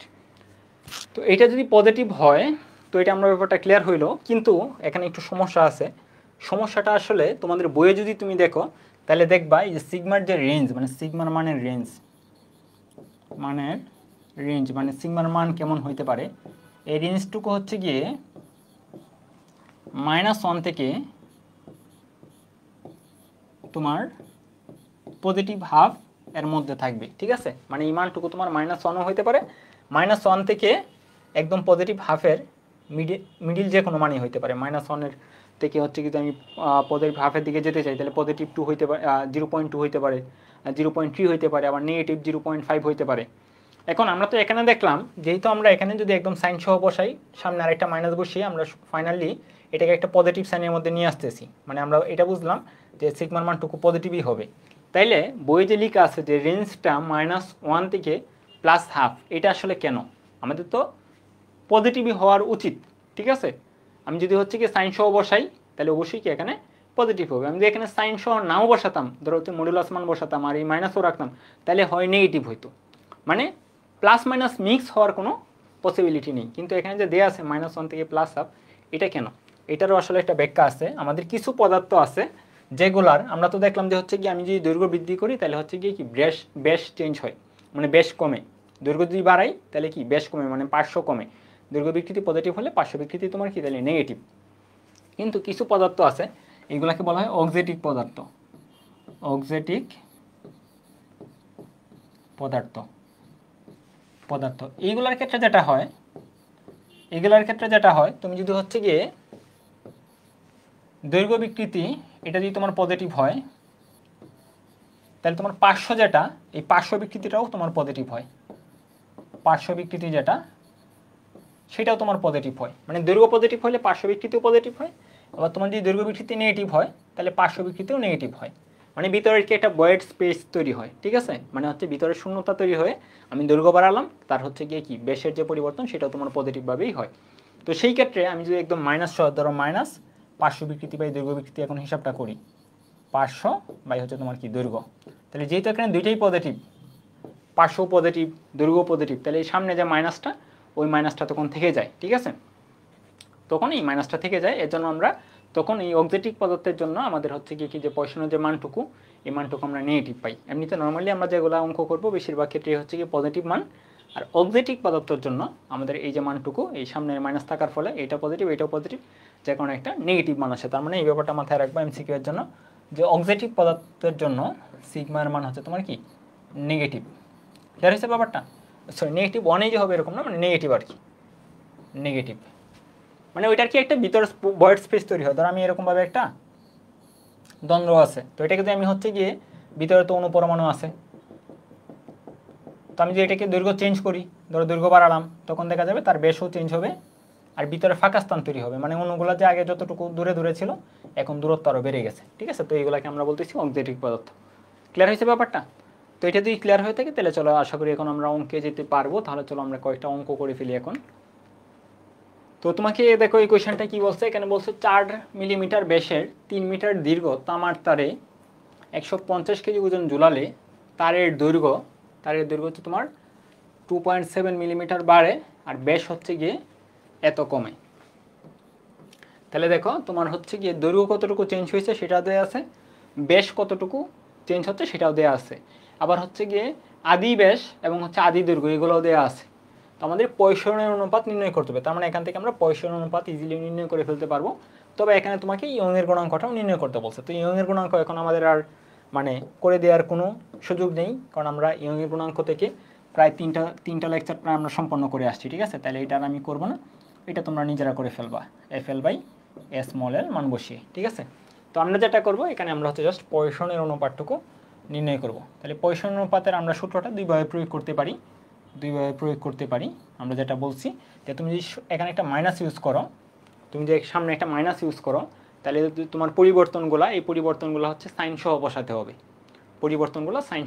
হবে। মানে কমলে মাইনাস, বাড়লে প্লাস। তাহলে হচ্ছে কি আমাদের LD/DL। তো তাহলে আমি কি করি, আমি মাইনাস সহই বসাচ্ছি, ঠিক আছে। সূত্রেই আমি মাইনাস বসাচ্ছি, LD/DL। তুমি ইচ্ছা করলে বোর্ড পরীক্ষার জন্য এটাই করতে পারো, তবে সামনে মাইনাস দিলে অবশ্যই মাথায় রাখবো আমার যে পরিবর্তনগুলো আমি সাইন সহ বসাবো। যদি মাইনাসটা না দিই তখন জাস্ট মডিউলাস মানটুকু বসাবো, ঠিক আছে। আমাদের এই সিগমার মানটুকু পজিটিভ আর কি আসবে। ওকে, তাহলে দেখো আমাদের ক্যাপিটাল এল যেটা, এটা হচ্ছে তারের দৈর্ঘ্য ছিল 3 মিটার। তাহলে ক্যাপিটাল এল এর মান হচ্ছে তোমার 3। আর স্মল ডি বলো তো কি, স্মল ডি হচ্ছে তোমার, এটাকে আমি লাল কালার দিয়ে লিখি, যেটা তোমার ব্যাসের যতটুকু পরিবর্তন হয়েছে। আমরা আগেই বলছিলাম যে তুমি হচ্ছে কি যদি ব্যাস থাকে তাহলে small D by capital D বসাবা, যদি কোনো অঙ্কে ব্যাসার্ধ দেওয়া থাকে তাহলে ইচ্ছা করলে আর বসাতে পারো, ঠিক আছে। তোমার ব্যাস দিয়ে অঙ্ক করলেও হবে, ব্যাসার্ধ দিয়ে অঙ্ক করলেও হবে, তবে হচ্ছে কি সূত্রটা যাতে উল্টাপাল্টা না লাগে, মানে হচ্ছে ঠিকঠাক যেন বসাতে পারো, সেজন্য তুমি আসলে ডি এর জায়গায় ইচ্ছা করলে আরও বসাতে পারো। এটা ম্যান্ডেটরি না, করলে ভালো, ঠিক আছে। তাই তোমাকে বলছে তারের যে দৈর্ঘ্য, সেই দৈর্ঘ্যটা 2.7 মিলিমিটার বাড়ে, মানে এটা বাড়তেছে। তাহলে এখানে যে পরিবর্তনটা হয়েছে এটা হচ্ছে পজিটিভ পরিবর্তন। তাহলে স্মল এল যেটা, আমরা যেখানে যে স্মল এলটুকু, এই স্মল এলটুকু হচ্ছে তোমার পজিটিভ, মানে আমরা পজিটিভ মান বসাবো, পজিটিভ 2.7 মিলিমিটার, 2.7। তো যেহেতু পজিটিভ আমরা সামনে আর মাইনাস দিতে হবে না, তাহলে 2.7 ইন্টু মিলিমিটার, যেহেতু 10⁻³ তে নিয়ে আমরা হচ্ছে কি, আগেরটা কি ছিল, হ্যাঁ আগেরটা ছিল 3 মিটার দীর্ঘ, ঠিক আছে। তাহলে যেহেতু আগেরটা আমরা হচ্ছে মিটার এককে বসাইছি, তাহলে এটাকে আমাদের মিটার এককে নিয়ে নিতে হবে। তারপরে হচ্ছে কি আমাদের ক্যাপিটাল ডি। তাহলে ক্যাপিটাল ডি হচ্ছে কি ব্যাস যতটুকু কমতেছে, যেহেতু হচ্ছে এটাও ব্যাস দেওয়া ছিল আর এখানেও দেওয়া আছে ব্যাস এত কমে, তার মানে আমি হচ্ছে ব্যাস করলেই কাজটা হচ্ছে। এটা যদি ব্যাস থাকতো, এটা যদি ব্যাসার্ধ থাকতো, তখন কিন্তু আমাদের দুইটাকেই ব্যাসে নিয়ে নেওয়া লাগতো, অথবা হচ্ছে কি ব্যাসার্ধতে কনভার্ট করা লাগতো। এই ব্যাপারটা কিন্তু মাথায় রাখতে হবে। তো যেহেতু এটাও ব্যাস দেওয়া আছে আর এখানেও ব্যাসের পরিবর্তন দেওয়া আছে, তাহলে আমরা হচ্ছে যেভাবে আছে সেরকমভাবেই করে ফেলতে পারি। আর দেখো এখানে এককগুলোও কিন্তু সেম, এটাও মিলিমিটার একক, এটাও মিলিমিটার একক। তার মানে আমাদের এখানে কি মিলিমিটারেরও মানে হচ্ছে এককেরও কি করতে হবে না, কোনো পরিবর্তন করতে হবে না, জাস্ট আমরা মান বসাবো। তাহলে আমাদের উপরে হচ্ছে গিয়ে স্মল ডি, মানে হচ্ছে ব্যাসার্ধের কতটুকু চেঞ্জ হচ্ছে।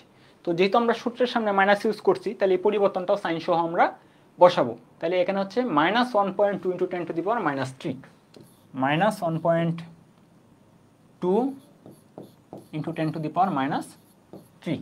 ব্যাসের যে পরিবর্তনটা, যেহেতু বলতেছে কমে, তাহলে যে কমার জন্য আমরা এখানে একটা মাইনাস ইউজ করলাম। আর আদি যে ব্যাস ছিল এটা হচ্ছে 4, তাহলে 4, ঠিক আছে। তাহলে দেখো আমাদের হচ্ছে এখানে যে দুইটা, এইগুলো হচ্ছে ব্যাসের মান, এই যে এটা হচ্ছে ব্যাসের পরিবর্তন এটা হচ্ছে কি ব্যাস, আদি ব্যাস, ঠিক আছে। তো এরকমভাবে মান বসিয়ে দেখো এই মাইনাস আর এই মাইনাস কাটাকাটি করে অ্যাকচুয়ালি ফাইনালি পজিটিভই হবে। এই জন্য তোমাকে আমি মানে বলবো যে মাইনাস না বসালেই বেটার, জাস্ট হচ্ছে মডুলাসের মান বসানো আর কি। তো তারপরেও তোমার কাছে যেটা সুবিধা আর কি মনে হয়, আমি এখানে দুইটাই উল্লেখ করে দিলাম, বাদ বাকিটা আর কি তোমার যেভাবে সুবিধা সেরকমভাবে করবো। তাহলে আমরা এখানে দেখি কী মান আসে, 3 ইন্টু 1.2 ইন্টু 10⁻³ বাক হচ্ছে গিয়ে 4 ইন্টু 2.7 ইন্টু 10⁻³।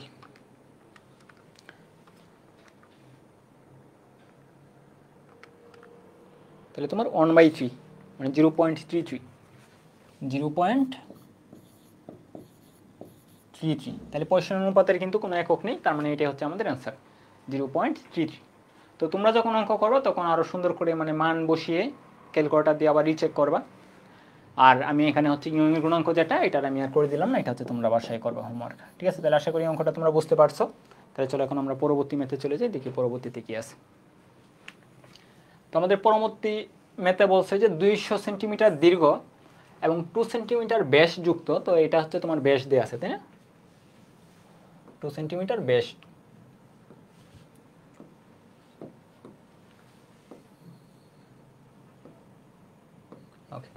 একটি তার এক প্রান্ত থেকে উল্লম্বভাবে ঝোলানো আছে, তারের পয়ঃসরণ অনুপাত এবং ইয়ংয়ের গুণাঙ্ক, মানে পয়ঃসরণ অনুপাতও এখানে তোমার দেওয়া আছে, আবার ইয়ংয়ের গুণাঙ্ক দেওয়া আছে, হয়তো কোনো মিক্স কোয়েশ্চেন হইতে পারে। তো চলো আগে আমরা দেখি।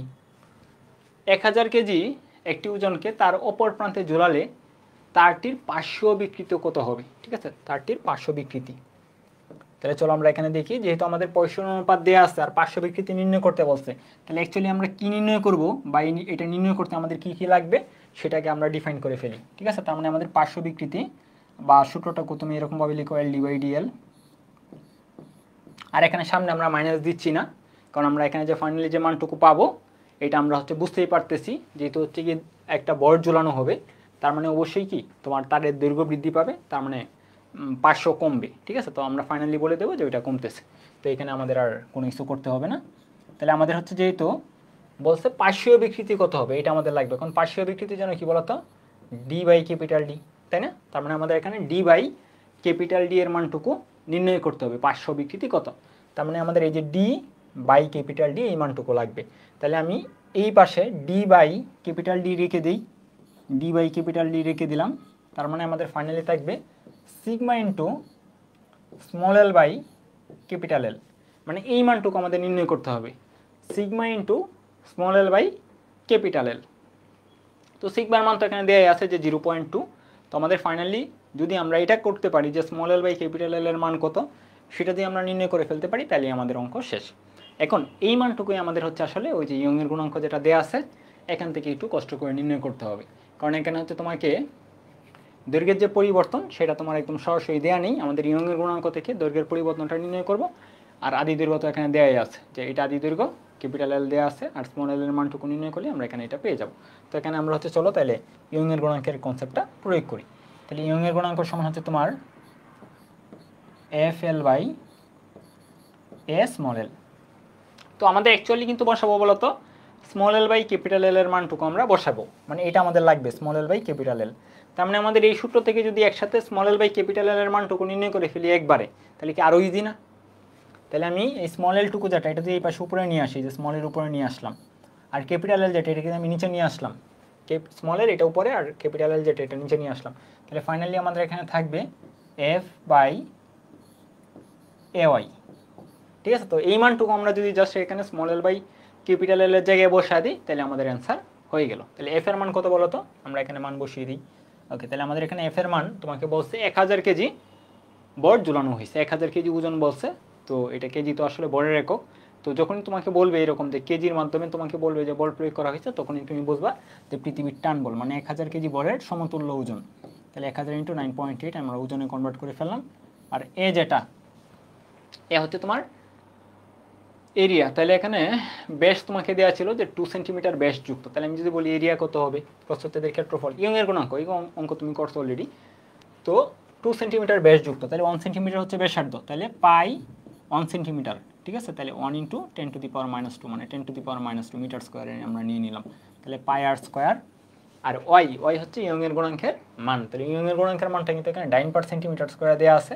তো আমরা ওই যে একক পরিবর্তনের যে ক্লাসটা ইউটিউবে তুমি স্পেশাল ক্যাটাগরির ক্লাসে পেয়ে যাবা, যে একক কীভাবে পরিবর্তন করতে হয়, এরকম একটা স্পেশাল ক্লাস গিয়ে আমি কিছুদিন আগে গিয়ে নিয়েছি। এখানে তুমি এখান থেকে কীভাবে এককটা ইজিলি পরিবর্তন করে ফেলতে পারো সেটা তুমি পেয়ে যাবা।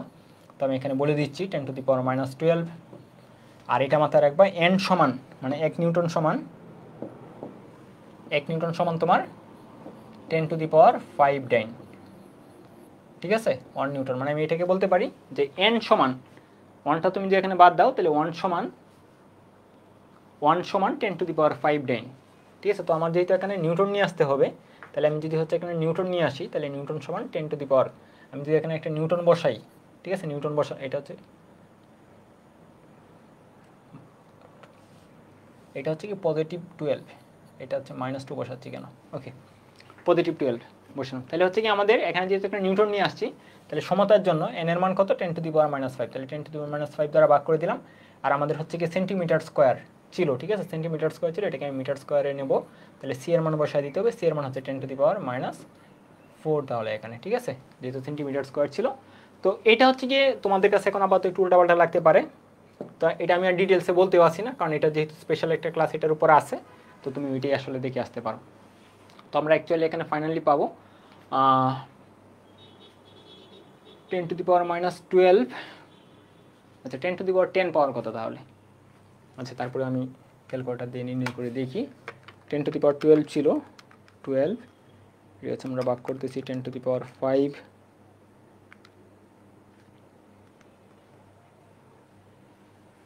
এটা মাইনাস না, এটা প্লাস।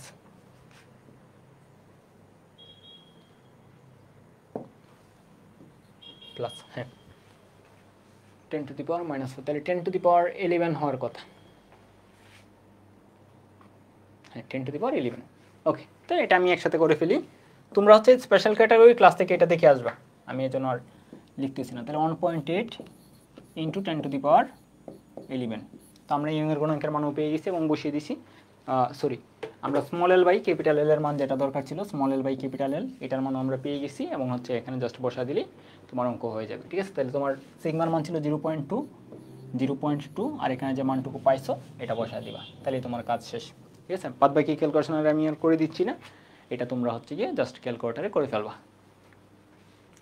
সবাই বলো ব্যাপারগুলো ক্লিয়ার হচ্ছে কিনা, কনসেপ্ট ক্লিয়ার করে আমাদের ম্যাথগুলো আর কি করতে হবে। তাহলে চলো আমাদের আজকে আরও কয়েকটা দেখি, হয়তো আজকে লাস্ট পর্যন্ত নাও যেতে পারি, কারণ এখন আরও অনেকগুলো ম্যাথ বাকি আছে, আরও 60টার মতো স্লাইড বাকি আছে। ওকে, যাই হোক আজকে আমরা হয়তো এইটা এবং আরেকটা ম্যাথ করবো, পরবর্তীতে তোমরা তোমাদের পরবর্তী ক্লাসে ওইটা অ্যাড করে দেবো। ওকে, তাহলে দেখো এখানে কি বলছে যে 1 মিটার দীর্ঘ এবং 2 মিলিমিটার ব্যাসার্ধের একটি তারে 5 কেজি, তাহলে এখানে দেখো ব্যাসার্ধ দেওয়া আছে আর তারের যে আদি দৈর্ঘ্য সেটা দেওয়া আছে। 5 কেজি বল ঝুলালে দৈর্ঘ্য বৃদ্ধি হয় 0.1 মিলিমিটার, দৈর্ঘ্যের পরিবর্তন যেটা। পরিসরের অনুপাত হচ্ছে 0.4, তারটির ব্যাসার্ধের পরিবর্তন কত হবে? তার মানে ব্যাসার্ধের যে পরিবর্তনটুকু সেটা তোমাকে নির্ণয় করতে বলছে। তাহলে আমাদের সিগমাতে যদি চলে যাই, সব মানে এখানে সরাসরি দেওয়া আছে, তাহলে LD/DL। ব্যাসার্ধ বলছে নাকি ব্যাস বলছে? ব্যাসার্ধ বলছে। তাহলে তুমি ইচ্ছা করলে ওই ডি যে আমরা এখানে লিখছি, ডিটাকে তুমি ইচ্ছা করলে আর লিখতে পারো। মানে এখানে ডি লিখলে যে হচ্ছে তোমার অঙ্ক ভুল হবে এরকম না, কিন্তু জাস্ট আর কি মনে রাখার জন্য, যাতে এখানে যে আমি অ্যাকচুয়ালি ব্যাসার্ধ বসাচ্ছি সেই ব্যাপারটা যেন মাথায় থাকে। তাহলে দেখো আমাদের হচ্ছে ক্যাপিটাল এল, যেটা ক্যাপিটাল এল কত? 1 মিটার দীর্ঘ, তাহলে 1। আমাদের হচ্ছে ফাইনালি বের করতে হবে যে ব্যাসার্ধের কিরূপ পরিবর্তন হয়েছে, তার মানে আমি স্মল আরটুকু আসলে নির্ণয় করব। আর আমাদের ক্যাপিটাল আর যেটা, ঠিক আছে, ক্যাপিটাল আর ছিল 2 মিলিমিটার ব্যাসার্ধ, তাহলে আমরা হচ্ছে এখানে 2ই বসাবো, মানে হচ্ছে মিলিমিটার ইউনিটে রাখবো। মিলিমিটার ইউনিট রাখা এই কথাটা মানে হচ্ছে কি আমরা যে স্মলারের মানটুকু পাবো এটাও মিলিমিটার ইউনিটেই পাবো। আর আমরা দেখো আদি দৈর্ঘ্য যেটা, এটা কিন্তু হচ্ছে মিটার এককে বসাইছি, তাহলে আমরা দেখি এখানে হচ্ছে গিয়ে দৈর্ঘ্য কত বৃদ্ধি পায়। দৈর্ঘ্য বৃদ্ধি পাইছিল 0.1 মিলিমিটার, তার মানে এটাকে যেহেতু আমরা মিটার ইউনিটে বসাইছিলাম, তাহলে ওই যে পরিবর্তনটা মানে স্মল এল যেটা, এই পরিবর্তনটা এটা কি হচ্ছে আমাদের মিটার এককে বসাতে হবে। তাহলে 0.1 × 10⁻³ আর আমাদের সিগমার যে মানটুকু ছিল সেটা ছিল 0.4, তাহলে সিগমার মান 0.4। তাহলে এখান থেকে আমরা এই স্মল আর এর মানটুকু নির্ণয় করব। তাহলে 0.4 × 2 × 0.1 × 10⁻³ -3, তাহলে 0.4 × 2 × 0.1। ওকে, তাহলে ফাইনালি আমাদের থাকতেছে 8 × 10⁻⁷। তাহলে আর যেটা মানে ব্যাসার্ধের যে পরিবর্তন এটা হচ্ছে গিয়ে 8 × 10⁻⁵। তো আমাদের দেখো এটাকে যেহেতু আমরা ক্যাপিটাল আর যেটা মানে হচ্ছে কি আদি যে ব্যাসার্ধ সেটাকে আমরা হচ্ছে মিলিমিটার ইউনিটে বসাইছিলাম, যে মিলিমিটার ব্যাসার্ধ, তাহলে আমাদের ফাইনালি যে পরিবর্তনটা হয়েছে এটা তোমার হচ্ছে গিয়ে কি মিলিমিটার এককেই হবে। তো এটা হচ্ছে আমাদের প্রথম অ্যান্সার, যেটা হচ্ছে তোমাকে বলছে যে ব্যাসার্ধের কত পরিবর্তন হবে। কিন্তু এখানে এক্সট্রা করে একটা ইনফরমেশন দিয়ে দিছে বা একটা কোয়েশ্চেনের অ্যান্সার বের করতে বলছে, সেটা হচ্ছে গিয়ে কি বরের পরিবর্তন কমিয়ে 2 কেজি করা হলে ব্যাসার্ধের কীরূপ পরিবর্তন হবে। আমি যদি হচ্ছে বরের পরিমাণ এখন তো অলরেডি 5 কেজি ছিল, তো এটাকে আমি যদি কমিয়ে 2 কেজি করি তাহলে হচ্ছে অবশ্যই দৈর্ঘ্যের পরিবর্তন আর এত হবে না, দৈর্ঘ্যের পরিবর্তন হয়তো আরও কম হবে। তাহলে এই দৈর্ঘ্যের পরিবর্তনটা যেহেতু কম হবে তাহলে ব্যাসার্ধের পরিবর্তনটাও কম হবে। ঠিক আছে, তাহলে আমাদের হচ্ছে এটা যদি 5 কেজি থেকে 2 কেজি নিয়ে আসি তখন আমাদের ব্যাসার্ধের পরিবর্তনটা কেমন হবে। তাহলে হচ্ছে কি চলো আমরা সূত্র তো সেম আগেরটাই, সিগমা ইকুয়াল হচ্ছে গিয়ে LD/, ব্যাসার্ধ যেহেতু বলছে LR/, আর স্মল এল। ঠিক আছে, তো আমাদের এখানেও সেম কাজ, যে আমরা হচ্ছে এখানে আর নির্ণয় করব। ওকে, তাহলে আর হচ্ছে যদি আমরা নির্ণয় করি তাহলে sigma small L by capital L, capital R. আর যেহেতু নির্ণয় করব তাহলে হচ্ছে গিয়ে by capital L into R, তাই তো। তার মানে দেখো আমাদের হচ্ছে সিগমার মান জানা, আর এর মান জানা, শুধুমাত্র মাঝের যে অংশটুকু এই যে small L by capital L. ঠিক আছে, ফাইনালি মানে আমি যখন 2 কেজি ঝুলাচ্ছি তখন আমাদের হচ্ছে স্মল এল বাই ক্যাপিটাল এলের যে মানটুকু, এই মানটুকু যদি আমরা নির্ণয় করে ফেলতে পারি তাহলে আমাদের আর এর মান হয়ে যাচ্ছে। ঠিক আছে, তাহলে চলো আমরা দেখি এইটা আমরা কীভাবে নির্ণয় করতে পারি। তাহলে এটা হচ্ছে আমরা এই পাশে দেখাই। তাহলে ইয়ংয়ের গুণাঙ্ক তুমি যদি চিন্তা করো, ইয়ংয়ের গুণাঙ্কের সূত্রটা আমরা এই পাশে একবার লিখছি, আমরা এখানেই চলে যাই। এই যে এখানে ইয়ংয়ের গুণাঙ্কের ব্যাপারটা আমি চিন্তা করি, এটা তারের জন্য ওয়াই এর মান ফিক্সড, এল এর মান ফিক্সড, এর মান ফিক্সড। তার মানে আমাদের হচ্ছে এই স্মল এল এর সাথে এফ এর যে সম্পর্কটা, এই সম্পর্কটা দেখালে আমরা এরকমভাবে দেখাতে পারি যে F by L, small L, এই দুইটার অনুপাতে একটা কনস্ট্যান্ট হবে। তাহলে F1 by small L one সমান F2 বাই স্মল, তাহলে আমরা এরকম লিখতে পারি F1 by small L one সমান F2 by small L two. ঠিক আছে, মানে ওই জায়গা থেকে আমরা নিয়ে আসছি, জাস্ট একটা রাশিকে অন্য একটা সূত্রকে বা একটা সমীকরণকে অন্য একটা সমীকরণ দ্বারা ভাগ করে আমরা এরকমভাবে নিয়ে আসছি। ঠিক আছে, বা আমরা এরকম বলতে পারি যে জাস্ট সমানুপাতিক। ঠিক আছে, এফ এর সাথে যে স্মল এলের যে সম্পর্ক, যে এই পাশে দেখো এফ এর সাথে, যে এফ এর সাথে আমি যদি হচ্ছে কি এই স্মল এলটাকে এই পাশে নিয়ে আসি তাহলে সমানুপাতিক সম্পর্ক পাবো। তাহলে সমানুপাতিক সম্পর্ক থেকে অ্যাকচুয়ালি আমরা এটা নির্ণয় করলাম যে এফ সমানুপাতিক স্মল এল, তাহলে F1 বাই এল ওয়ান সমান হচ্ছে F2 বাই এল টু। তাহলে শুরুতে অবস্থাটা কি ছিল, F1 এর মান কত ছিল, 5 কেজি ছিল, 5 কেজি। আর এলন যেটা হয়েছিল শুরুতে দৈর্ঘ্য বৃদ্ধি হয়েছিল 0.1, তাহলে 0.1 সমান ফাইনালি F2 কত হয়েছে বলো তো, ফাইনালি F2 হয়েছে 2 কেজি, মানে দ্বিতীয় ক্ষেত্রে তোমার বল যেটা, এটা হচ্ছে তোমার 2 কেজি। তো এখানেই তো আমাদের যেহেতু এটা বল, কিন্তু আমাদের তো অ্যাকচুয়ালি এফে যাওয়া দরকার, তাহলে 2 ইন্টু 9.8 করা দরকার ছিল, কিন্তু এখানে আমাদের এটা করার দরকার নেই, কারণ আমাদের F1 যেটা 5 কেজি, এটাকেও আমার 9.8 দ্বারা গুণ করা লাগতো, এই 2টাকেও কী করা লাগতো, 9.8 দ্বারা গুণ করা লাগতো। তো যেহেতু অনুপাতের ক্ষেত্রে ফাইনালি আমাদের অ্যান্সারটা কী হবে, সেমই হবে। তো এই জন্য আমরা জাস্ট বর এবং বরের ব্যাপারটাই কনসিডার করতেছি, 9.8-এ আমরা যাচ্ছি না। ঠিক আছে, তাহলে L2 যেটা আমাদের L2টা এখন লাগবে, L2, তাহলে আমাদের L2টা হচ্ছে এখান থেকে যদি নির্ণয় করি তাহলে আমরা L2টা পাবো 0.1 ইন্টু 2 বা হচ্ছে তোমার 5, তার মানে 40 ইন্টু বা 4 into 10 to the power small এল, যেটা স্মল L2 আর কি, মানে ফাইনালি দ্বিতীয় ক্ষেত্রে আমাদের তাহলে 4 into 10 to the power minus 2, 4 into 10 to the power minus 2, এটা হচ্ছে তোমার স্মল এল এর মান। যেহেতু আমরা ইনিশিয়ালটা হচ্ছে কি মিলিমিটার এককে বসাইছি, তাহলে এখানে যে অ্যান্সারটা হয়েছে এটা কিন্তু মিলিমিটার এককেই আসছে, কারণ আমরা L1 এর মানটা কি এককে বসাইছি, মিলিমিটার একক। তাহলে এখন জাস্ট আমরা এই যে এখানে মানটুকু বসিয়ে দেবো। তাহলে সিগমার মান কত, 0.4 ছিল, তাই না? তো তার যেহেতু চেঞ্জ হয় নাই, তাহলে সিগমার মান এটাই থাকবে, কারণ তার জন্য এটার মান ফিক্সড। স্মল এল যেটা 4 into 10 to the power minus 2, 4 into 10 to the power minus 2, এটা হচ্ছে আমাদের মিলিমিটার ইউনিটে পাইছি। তো আমাদের এটাকে আরও 10 টু দি পাওয়ার মাইনাস 3 দ্বারা গুণ করলে আমরা মিটার ইউনিটে যাব। আর আমাদের নিচে হচ্ছে গিয়ে কত, ক্যাপিটাল এল ছিল আদি দৈর্ঘ্য, তার মানে 1, এটা তো আর চেঞ্জ হবে না। আর আর যেটা, ঠিক আছে, ক্যাপিটাল আর, সেটা কত ছিল, 2 মিলিমিটার ব্যাসার্ধের। তাহলে আমরা এখানে জাস্ট 2ই বসাবো, কারণ আমাদের এখানে যে অ্যান্সারটা আসবে তখন আমাদের বলবো যে অ্যান্সারটাও মিলিমিটার ইউনিটেই আসছে। ঠিক আছে, আমাদের স্মল আর যেটা। তাহলে এখান থেকে আমরা ক্যালকুলেশন করি, আমরা হচ্ছে কি দ্বিতীয় ক্ষেত্রে তারের যে হচ্ছে ব্যাসের যে পরিবর্তন বা ব্যাসার্ধের যে পরিবর্তন, ঠিক আছে, এখানে ব্যাসার্ধের পরিবর্তন নির্ণয় করতে বলছে, তো এটা আমরা পেয়ে যাব। ঠিক আছে, তাহলে হচ্ছে কি আমাদের 0.4 into 10 to the power minus 5 একসাথে করে ফেলি, নিচে তো অন লেখার দরকার নেই, ইন্টু হচ্ছে গিয়ে 2।